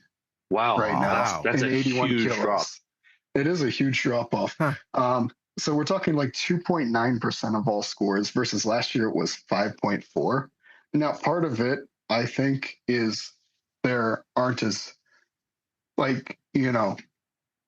who's showing up? Yeah, it's a question of who's showing up because like the Japanese athletes who are competing in under 81 aren't there as frequently. Hojo is injured, so I don't know when we're going to be seeing him again because that was a rather catastrophic injury at the Paris Grand Slam. Fujiwara does occasionally hit Uchimata, but like not in the same numbers. Nagase has been hitting Ashiguruma this year as opposed to Uchimata as frequently as he used to. How much of that do you think is due to people not checking their watches? Oh my God, Anthony. You could make the argument that people are checking their watches and that's why they're not scoring. Okay. All right. Let's move on to the next slide. This is about the scoring. Okay, Yeah, this is the you overall got something you score. want to bring up here, right? So in terms of like one of the things that surprised me is direct hand tsukumakis are down. So athletes have gotten used to kind of avoiding standing arm locks now. They're considerably less common. Under 48 had, I think, 2 instances this world tour so far. But yeah, apart from that, the surprising thing again has been that massive increase in Ippons. Wazario Waseta Ippon actually surprisingly didn't drop off nearly as much. Mhm. And so I don't know if that's just like very uneven levels before like, the world tour really tightens down into qualification territories. But it'll be interesting to see. The Newaza for the 81 kilos hasn't actually increased as a proportion of the scores, though. You're talking about the It's Newaza score, right? yeah, the Newaza scores have remained proportional to how they were last year in 81s, whereas in under 48 they've increased. So, like, I think that has to be a male versus female thing. I think it has to be, right? Very much so. If I ever start coming across a men's division that has an increase in Newaza, I'll let everyone know because I'd be interested to see that. Yeah. Okay. Anything else on here? Move on to the next one. Well, anyone have any questions on this, or it's kind of the same things we've been discussing Yeah, about we've the been score discussing it, changes. Yeah. So let's go to 48. All right. So yeah, so here we can kind of see that Newaza really taking shape. But Okay. look, like Seotoshis as proportionally have been like halved essentially. Wow. Yeah. So this totally is in line with what you said about an increase in Newaza activity because the scoring reflects that. And where is Uchimata on this list? Same question I asked. Yeah, no worries. I made sure I noted this down. Uchimata. He loves it. He loves Uchimata. He has to Yes. know where Uchimata's at. So Uchimata is number 6. So it just barely didn't make the top 5 this year. So it's 4.7% of all scores so far. Last year it was 5.5%. Since we're on this topic, like, have you seen a single Hanagoshi yet? I have not. And if people want to know what my background on Hanagoshi is my mentor was a Hanagoshi specialist. Because he still did judo back in the day where that was a thing. According to Travis Stevens, there's no such thing as the Hanagoshi specialist. Well, in terms of on the IJF tour now, no. Yeah. And to be honest, like anyone who's done judo like past the 60s didn't really specialize in Hanagoshi. I'm actually. I think that's one of my best throws. So that is Anthony's best go. throws, Hanagoshi. Actually, it's one of his amazing throws. At some point when we get do you want to know why it's one of his best throws? Sure, go for it. Because he always tries to do Uchimata. The Japanese University Uchimata practice. Do you I'm curious, do you differentiate between the different types of Uchimata when you gather the statistics? Because I know we had this discussion earlier today about the different types of Uchimata. Yeah. I don't. Now, if people are wondering if Yagura Nage counts as an Uchimata in my data, it doesn't. That's like the official Kodokan classification is Obitori Gaishi. I personally disagree with it, but I agree with you. Yeah. Yeah. Because that's what they've classified it as. That's what I count it as.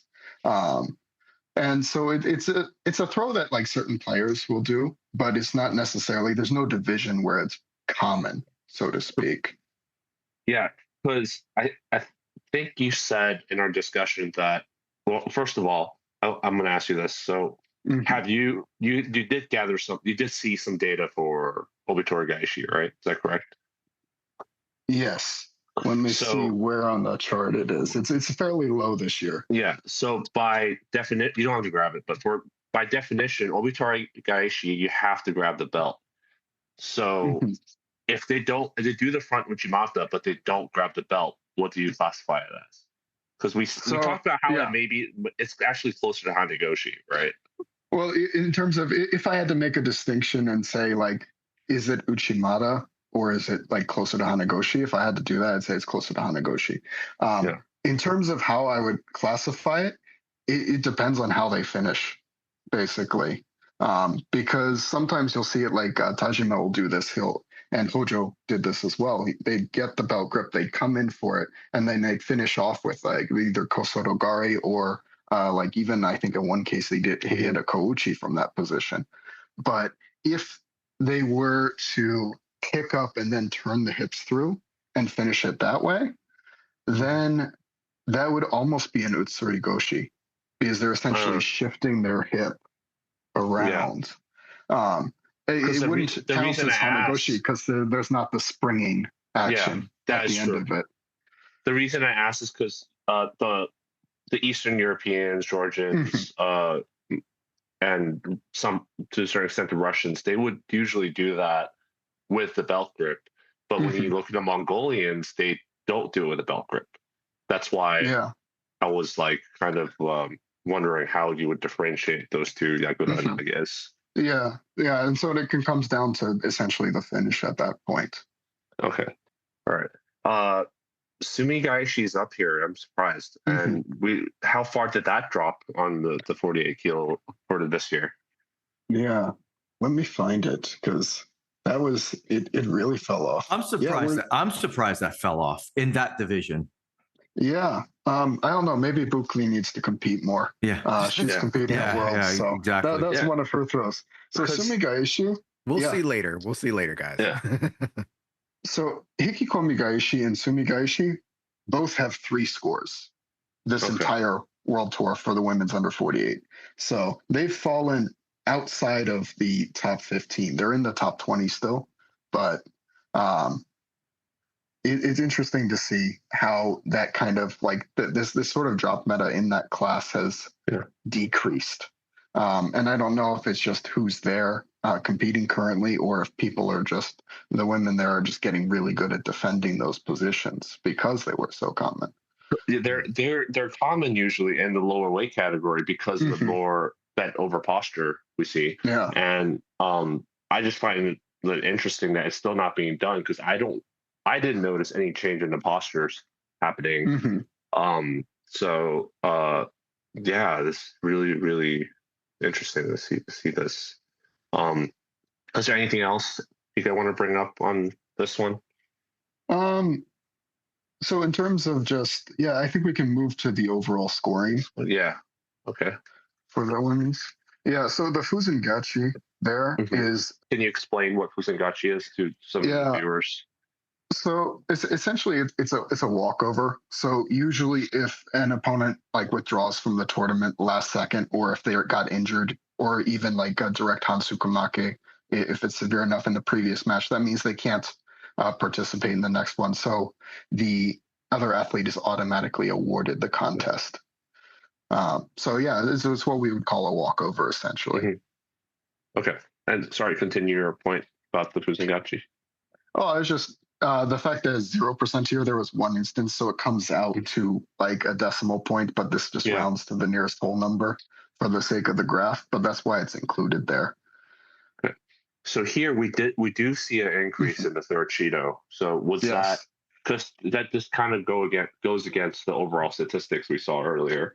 It does, and it's an interesting trend. I think it's just some of the more close-fought matches, because more of the high-level athletes have still been competing. Like Tsunoda showed up in Baku, for instance, as just one example, and her match with Babelfath ended in a third Shido.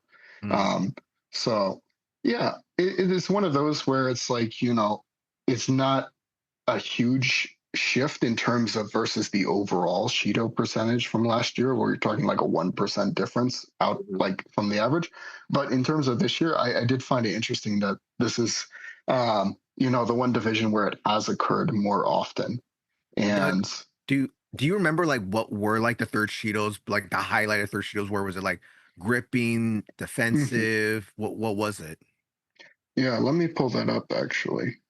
Quick, because this is something that AI would be good for, right? You feed your data into this, and then you can say like, what was the blah blah blah blah blah. Like we were talking about this before. So all right, we had total 31 so far this year for the women's under 48 out of 163 matches. So of that, 12 were non-combativity, stalling, basically. 11 were false attacks. And then we have like the gripping and the miscellaneous others grouped together, and that comes out to 8. So the vast majority fall into basically stalling and false attacks. And so I think that might be why, because there still is dropping occurring. It's just they're more likely to get called for it, which is surprising because you go to the under 63 or under 57, and I haven't seen the same calls getting made. Wow. So you just don't like those ladies. No, I actually I thought I knew you were joking, but I actually think it's because of Babblepaw, maybe. Oh, she does Anthony. she does compete a lot. You almost see her. She has a lot of legitimate non-joking answer. She has a lot of really close matches where she just kind of just out endures her opponents, and that like would contribute to a Shido. She's not going to cause that 5% shift by herself. Plus, she also had that ban earlier in the year. The penalty, so that was during the holiday season. Half of it was, right, if I remember correctly. What about the Ippon increase? Like, I don't think the Ippon increase has been as significant as I thought it would be. I anticipated more in the lighter weight categories because we noticed that there was more stuff happening in lower weight categories, and in the higher weight categories we see more matches ending in Shido. So this, I'd expected it would be like more, basically. Yeah, it's really interesting because I was looking through in terms of what was scoring Ippons, and there's not really a consistent Ippon scoring throw. Like Ochigari has only 2 Ippons so far, and that's like the third most common technique, and it's the top throw in the division currently. Seotoshi only had 1 Ippon this year. So like almost all of the Ippons in like the top, like a significant number of them have come from Newaza. Okay. There was only 1 Uchimata Ippon, unfortunately. It's still early in the year, I think. So we just gotta take it. Yeah. Hanako should do. Yeah. All right. Is there anything else you'd like to add or go over, including Dave, before we move on towards the end? This is a lot of statistics, and I'm sure some people will skip. It's a lot of interesting stuff that's out there. It's in black and white. You can really look at it. I really appreciate you doing this, Yeah, it's fantastic. I tip my cap to you, good sir. Well, thank you very much. Okay. I'm happy that people appreciate that. I actually have a question. I want to hear what people's thoughts are, what you all are thinking about in terms of like up and coming players, as well as just who you're going to be watching at the World Championships. Yeah, so I have Sunoda Rosant. That's what I'm looking for. I think she's going to be. I mean, I think she's going to just be very, very. I mean, she's great already, but I think she's going to take it to the next level. That's the one. She's the one that I'm really looking forward to watching over the next during this Olympic cycle. Yeah, I'm curious how she's going to get through Svetko, the Croatian, actually. But yeah. Sunoda Rosant is like I would say probably my favorite athlete to watch at under 70. Yeah, for sure for me. Yeah, she's a little pit bull, definitely. I was just telling Aaron about this, but I haven't been, because I had a lot of traveling. I haven't been keeping up to date with most of the athletes, and in general, I try to focus on the judo and not who's fighting anyway. Outside of certain players I follow, like Krista Taguchi and stuff. But I'm actually really been following the Tanaka brothers. Like there's a Ryoma Tanaka and Ryuju Tanaka, I think it was. Those two, I was really in an older episode, I was saying these guys are still young. They just came up from juniors. They're going to be fighting seniors now. But unfortunately, I think they got injured. One of them got injured, and they just came back. So it's kind of like a rocky start. But I think those are 2 guys that we should follow. I know I was like dismissive of Saito in the past. I still think he has room to grow. I just think I don't want to sound too like an expert or anything, but I think he needs to be surrounded by the right people because he has a lot of expectations put upon him based off of his dad, and I think that is holding back his performance. And something's not right based off of what he's doing right now, and I hope that changes because I do see a lot of potential. Outside of those few players, I'm going to stick to. I think it's more of like changing of the guard thing happening. This is why we're talking about the up and coming players. There's changing in regards to anything can happen. A lot of these players, like I just said, are young, and these injuries are still occurring. Styles are changing, and as Sensei Philippe in our episode talked about, like you just need to look at the junior world championships and the cadet world championships to see what the next generation of judoka are going to do. And right now, it's a lot of drops in, a lot of drops in Nage. And if the rule changes happen where they screw that up, they're going to adapt? Yeah. Right. I don't know. I think they will be able to adapt because like I've witnessed high level athletes like and up and coming athletes adapt. You know, speaking of changing the guard, this is I can't see Klimkate adapting. Sorry, that's just me. Well, truthfully, how many more years do you think Klimkate has? I'm just using it as an example. There are people like them where their game is so narrow that I don't see them adapting.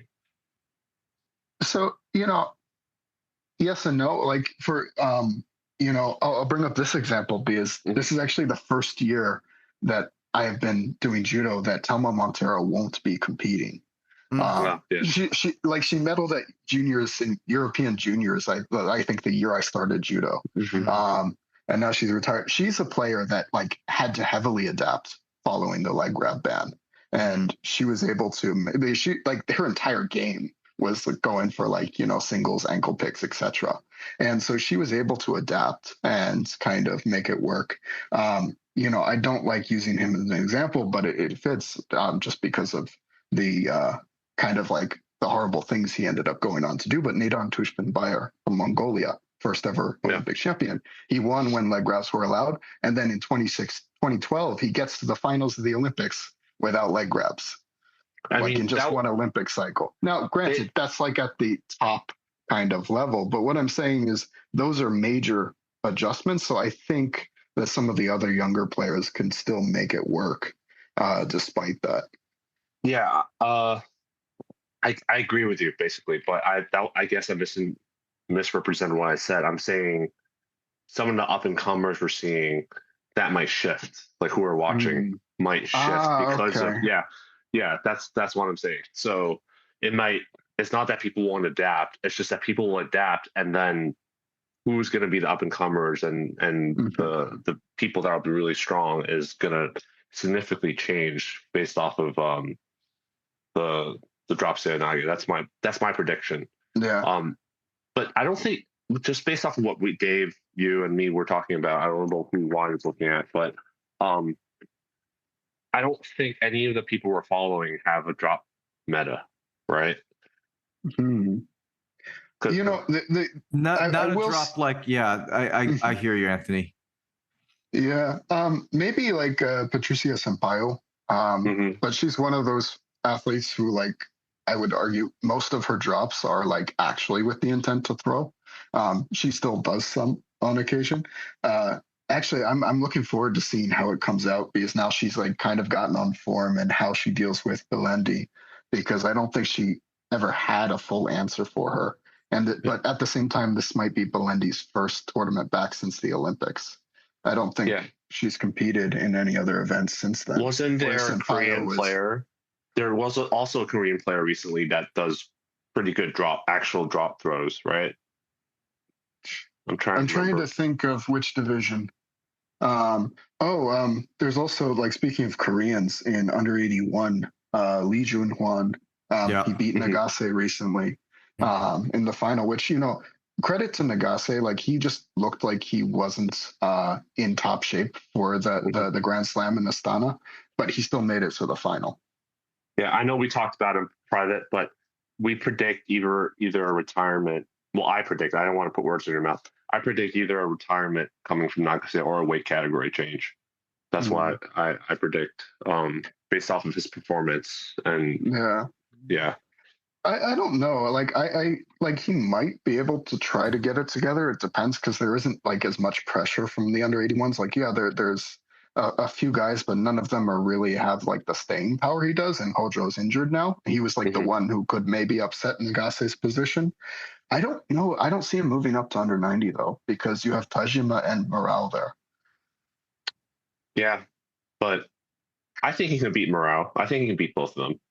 Okay, that would be interesting. I would be rooting for him. He's a Scuba University grad. I just always root for their team members. So, Aaron, you just named off a lot of people. Are there anyone else that you're looking into or up and coming? So, I don't want to go on a long list. There's actually a Korean at over 78 kilos, Lee Hae-yeon Ji. Okay. She actually is currently 4th in the world and is only 18. Well, we always know about the world rankings, but that's still pretty impressive. It is. In terms of actually at under 48, I'm really curious to see, please correct my pronunciation if it's off, but He Jiran from China. She has like a lot of interesting newaza. Like I haven't seen a Matsumoto roll in high level competition in like over 5 years, and she pulled one off the one Grand Slam. Yeah, I forgot which tournament she was in recently, but it was a treat to watch her fight. I mean, given the level of judo isn't that high there in that tournament, but still, it was like she's very well rounded, and like you said, the newaza was really solid. So it's interesting because we haven't seen any powerhouse or high-level judoka performing into a final block level from China in a long time. Yeah. The other judoka I am going to be watching at this World Championships, especially, is Marta Fawaz from France. She might actually dethrone Cizik as the top French player. She's like, kind of like she's 22. She's essentially had kind of her breakout year now at the start. Like, she won in Paris. She's medaled consistently. She nearly beat Libertiliani in the finals in Tbilisi.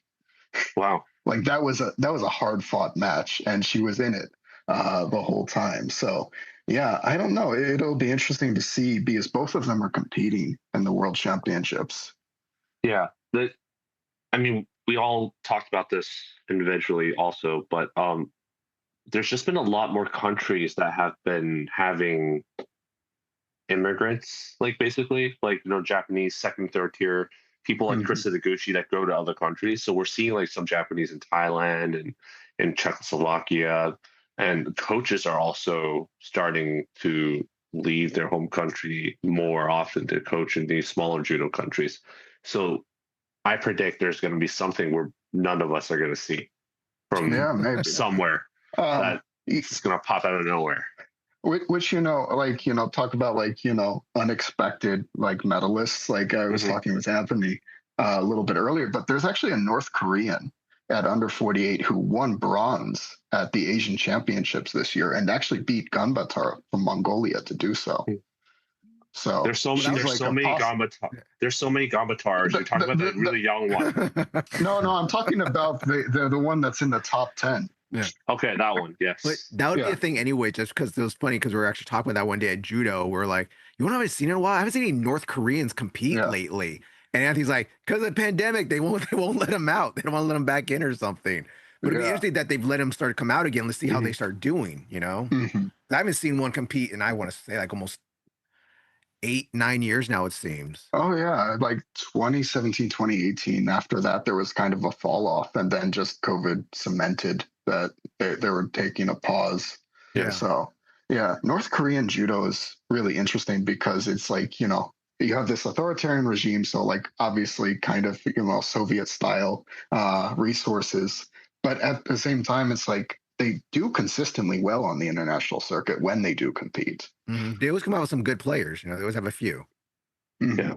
All right. So, what is the plan with this, Aaron, that you have next for this little project hobby that you have? And what about the Substack? Like, is there any other ambitions? Like, maybe I was just thinking about this during this interview was like, maybe you can. I don't see the IJF contacting you, but maybe like pair up with Judo Inside or something like that.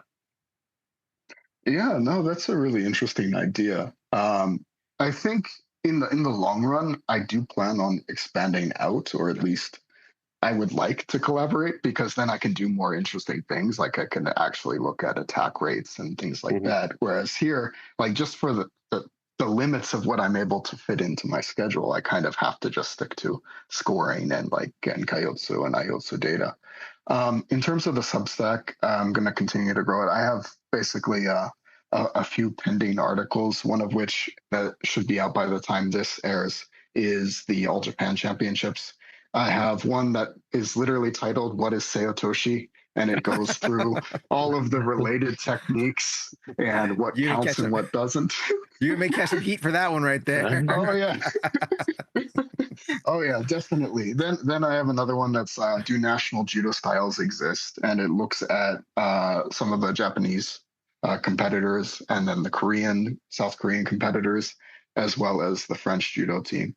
And I've already gathered the data for the Japanese and South Koreans, and it's really interesting on how much it deviates from what you'd find on the IJF circuit. I am looking forward to that one the most. Out of all the ones that you said, I like. That's something that I think has been a hot topic of discussion, and I think it has changed. Right? It's not because people are still sticking on to these really old. Just like I said recently, how there's a lot more cross pollination in judo happening and more judo countries popping up. I think that's slowly changing, and that is changing. Yeah, no, and that's going to be like in terms of just a longer kind of study. Hopefully I'm able to just continue doing this like through this Olympic cycle and then into the next. And then like after a few years, we'd be able to actually compare like over time in greater details these sorts of trends, and also like look at like the beginning of the Olympic cycle versus the end. What's going to change as like, players are kind of trying to make the qualification cut. Yeah. This is a question for both of you, because also I know Dave works in tech too. Two parts. Do you think any other countries are already doing this? I'm pretty sure they are. Like Japan, for example, like they definitely have someone doing what you're doing. And I'm really curious how it differs from what you do and how the structure works. Is like one person thinks it's Seotoshi, the other person thinks it's this, and also whether they even use the Kodokan classification because of what we said, how sometimes it just doesn't matter and it's more like where did it enter from. And the second part is whether there's space, as another topic discussed, like whether there's space for AI to do some of this stuff. Let's start with Aaron. Okay.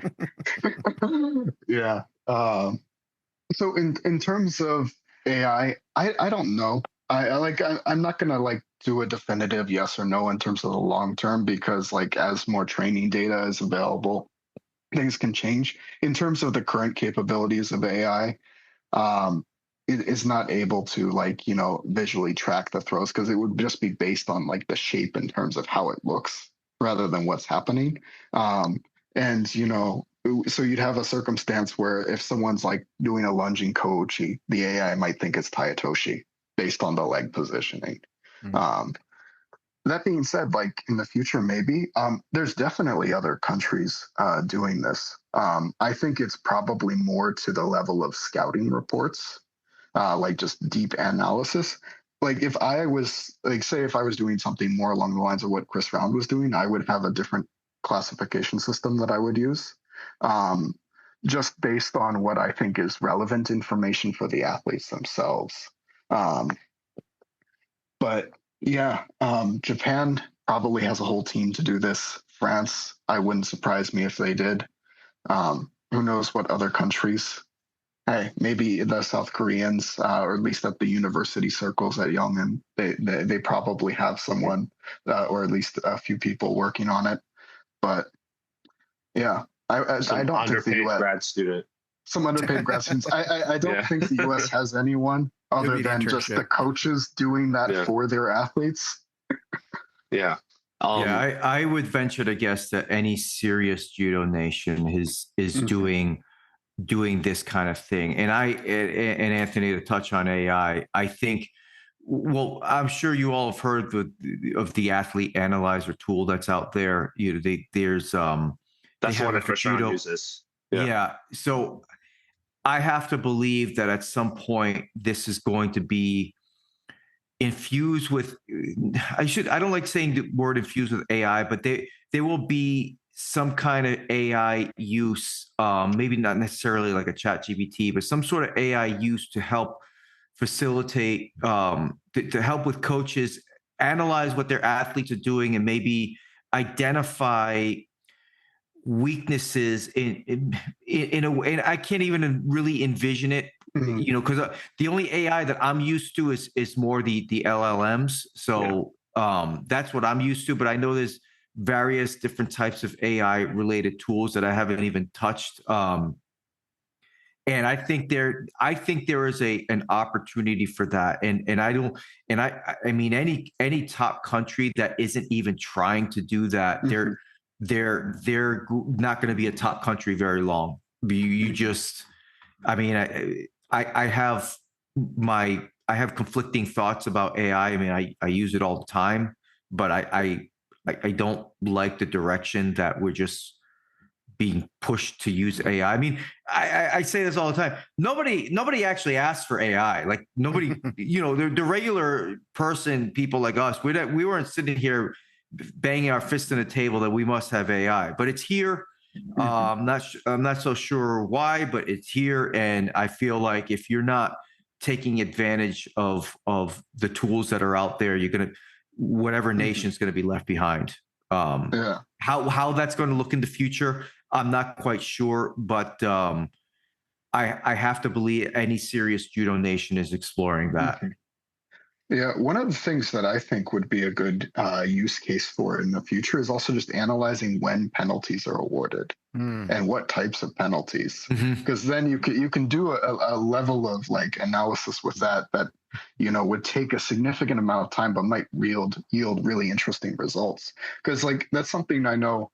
Like I think they just do it. I don't know if they have any additional tools to do it, but historically I've heard that the Japanese team has people that they also like have analyses on the refs on like what they're more likely to. Yeah, I was just about to say that. I'd love to get AI, or at least an analysis of what ref likes to give shields for which things. Like, oh, you got this ref today? Okay, don't do this. Okay, you have that ref today? Yeah. Oh, you can do this all day. They're never going to call it, all right? Yeah, that would be really. I'm sure they someone do that. Someone's doing that already. I think everything you guys said was correct, but it's not going to come from judo. It's going to come from a sport where there's in massive amounts of money involved and on the line, such as soccer, maybe basketball. I don't see the NFL doing it personally. For what some reason, using AI in the way that we were talking about. I think they will use AI to analyze plays, for example, like statistically what's more likely to happen. But I don't think in order to analyze like the biomechanics of like we're talking about how two bodies interact with each other, how to classify stuff, and separate like basically automate the manual labor of separating the stuff instead of having individuals go through it. That particular thing, I don't think is going to happen. But I do think like NFL will use AI to like I said, like analyze plays and all that kind of stuff. Yeah. Yeah. Yeah, it's a shame that there's not more money in it than we'll see it from judo. But just like you said, I'm more familiar with the LLM, the language learning model part of it, and not so much on the video part. And all I know is it's supremely cost prohibited to do something that's not text based. Just in terms of storage, cost itself would already be insane. So, right. Yeah, because there has been more technological advances in video codec formats to put it in like more compressed format, but still that's because you're not going to use 1080p video for these kind of like analysis. You're gonna use 4K, 5K, 8K videos. Yeah. So We're talking. We're on a budget here. We're gonna use that. Was that 320? What is it? We're on a budget right 480, here. 480i. 480. Some of the old Koga clips that I still watch are 480. And can't do nothing about it. Crazy that we used to think that was like good back in the day. Like how far things have come. In terms of like sports that are combat related, I think we will see it out of stuff that has already like electronic sensors integrated into it, like fencing or taekwondo. Like those sports in the Olympic level have these electronic sensors implemented. So if they can train the model to look at the video compared with which sensors are going off, or they just add more sensors into it, because that's a gi full of sensors. Get electrocuted. Yeah.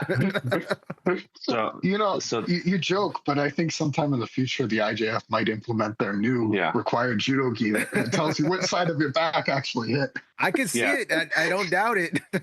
I see that happening. Totally. 100%. Yeah.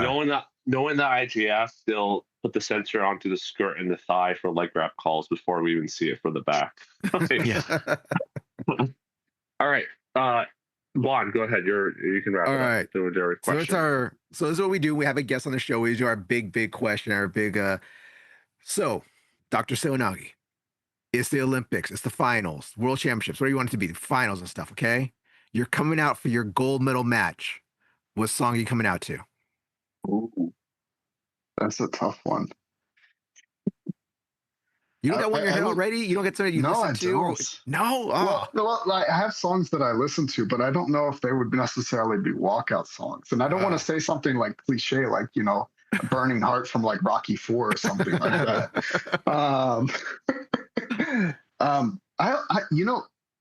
Out there, unusual, Elton John's I'm Still Standing. Why not? Because you're telling the other guy, I'm going to still stand by the end of this match. You can be on your back. Well, that's pretty, because usually people would think about songs with throws and drops and all that kind of stuff, but you're thinking of like standing, which is very different. Just the psychological thing of just like, I've been through like 4 other matches. I'm going into this one. Would you be coming out with big sunglasses and a top hat? We could work that into it.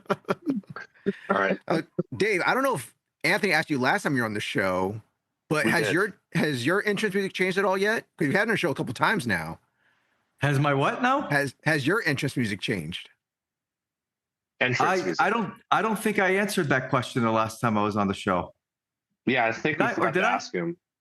I think we forgot to ask him. What would it be now? Oh, it easy. Why can't we be friends by war? That would be my I think that's what you said last time. Maybe you did ask me that. Yeah. Maybe you did. We asked you that the first time you were on the show. The first time. Yeah. That hasn't changed. Yeah, that's what it would be. Totally. Okay. Thank you guys for being on the show. Really appreciate it. Dr. DrSeoiNage, if people want to get in touch with you other than the Substack, how else can they ask about your judo skills and your judo teaching? So, at this point, pretty much just Reddit if they don't. Also, you can just email me directly on, I think the Substack has Messenger, right, Anthony? Yeah, you can. They need a Substack account, but you can contact them on Substack, basically. Those are the best ways. In the future, I will probably have other ways that I can be reached. I'm curious to hear if people want either have specific questions about certain stats, or if they want general judo advice. I'm open to that. Or if they have criticisms about the math that I'm doing, I'm also happy to make adjustments. And if a Team USA or the IJF wants to get in touch with you, they can get in touch with you that way. Yeah, that works. I would be very surprised. But, so if USA Judo contacts you and IJF contacts you, and you can only pick one, which one would you decide to work with? Collaborate. Depends on the offer. Yeah, like the one that pays. Let's say it's the same. Let's say it's the same. Everything is the same. They're like, we're gonna pay whatever they offer. Okay, as patriotic as I would feel towards helping out USA Judo, I don't want to deal with what's coming down the roads given the issue. So I'd say the IJF, because at least that means that, I get to go to Hungary. Like Budapest is a nice city. I was just thinking about how the IJS is basically run by Hungarians right now. But yeah, all right. Yeah. I'm looking forward to doing this again, by the way, after the World Championships. At least we didn't have, because we had to kind of like make sure we got this happening, even though right now where I'm recording is not the most convenient because of the World Championships happening soon.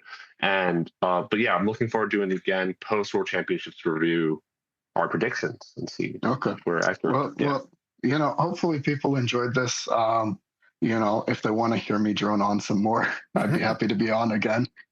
Yeah. All right. And Dave, I know you're not doing the Judo Chop Suey that much anymore, but hey, do you want to put any shout out for anything else you're doing? Well, like I said in the beginning, I started my own side business on top of what I'm already doing. I'm cultivating mushrooms, the legal stuff. But yeah, just to put it out there real quick, because I've been dealing with elbow issues for the past 18 months, and I was out at Rosemary Beach, was like one of the best beaches in Florida. If I didn't say before, the Panhandle where I live now actually has the best beaches in Florida. Everybody thinks it's Miami or down in Tampa Bay. It's actually the Panhandle. And Daytona?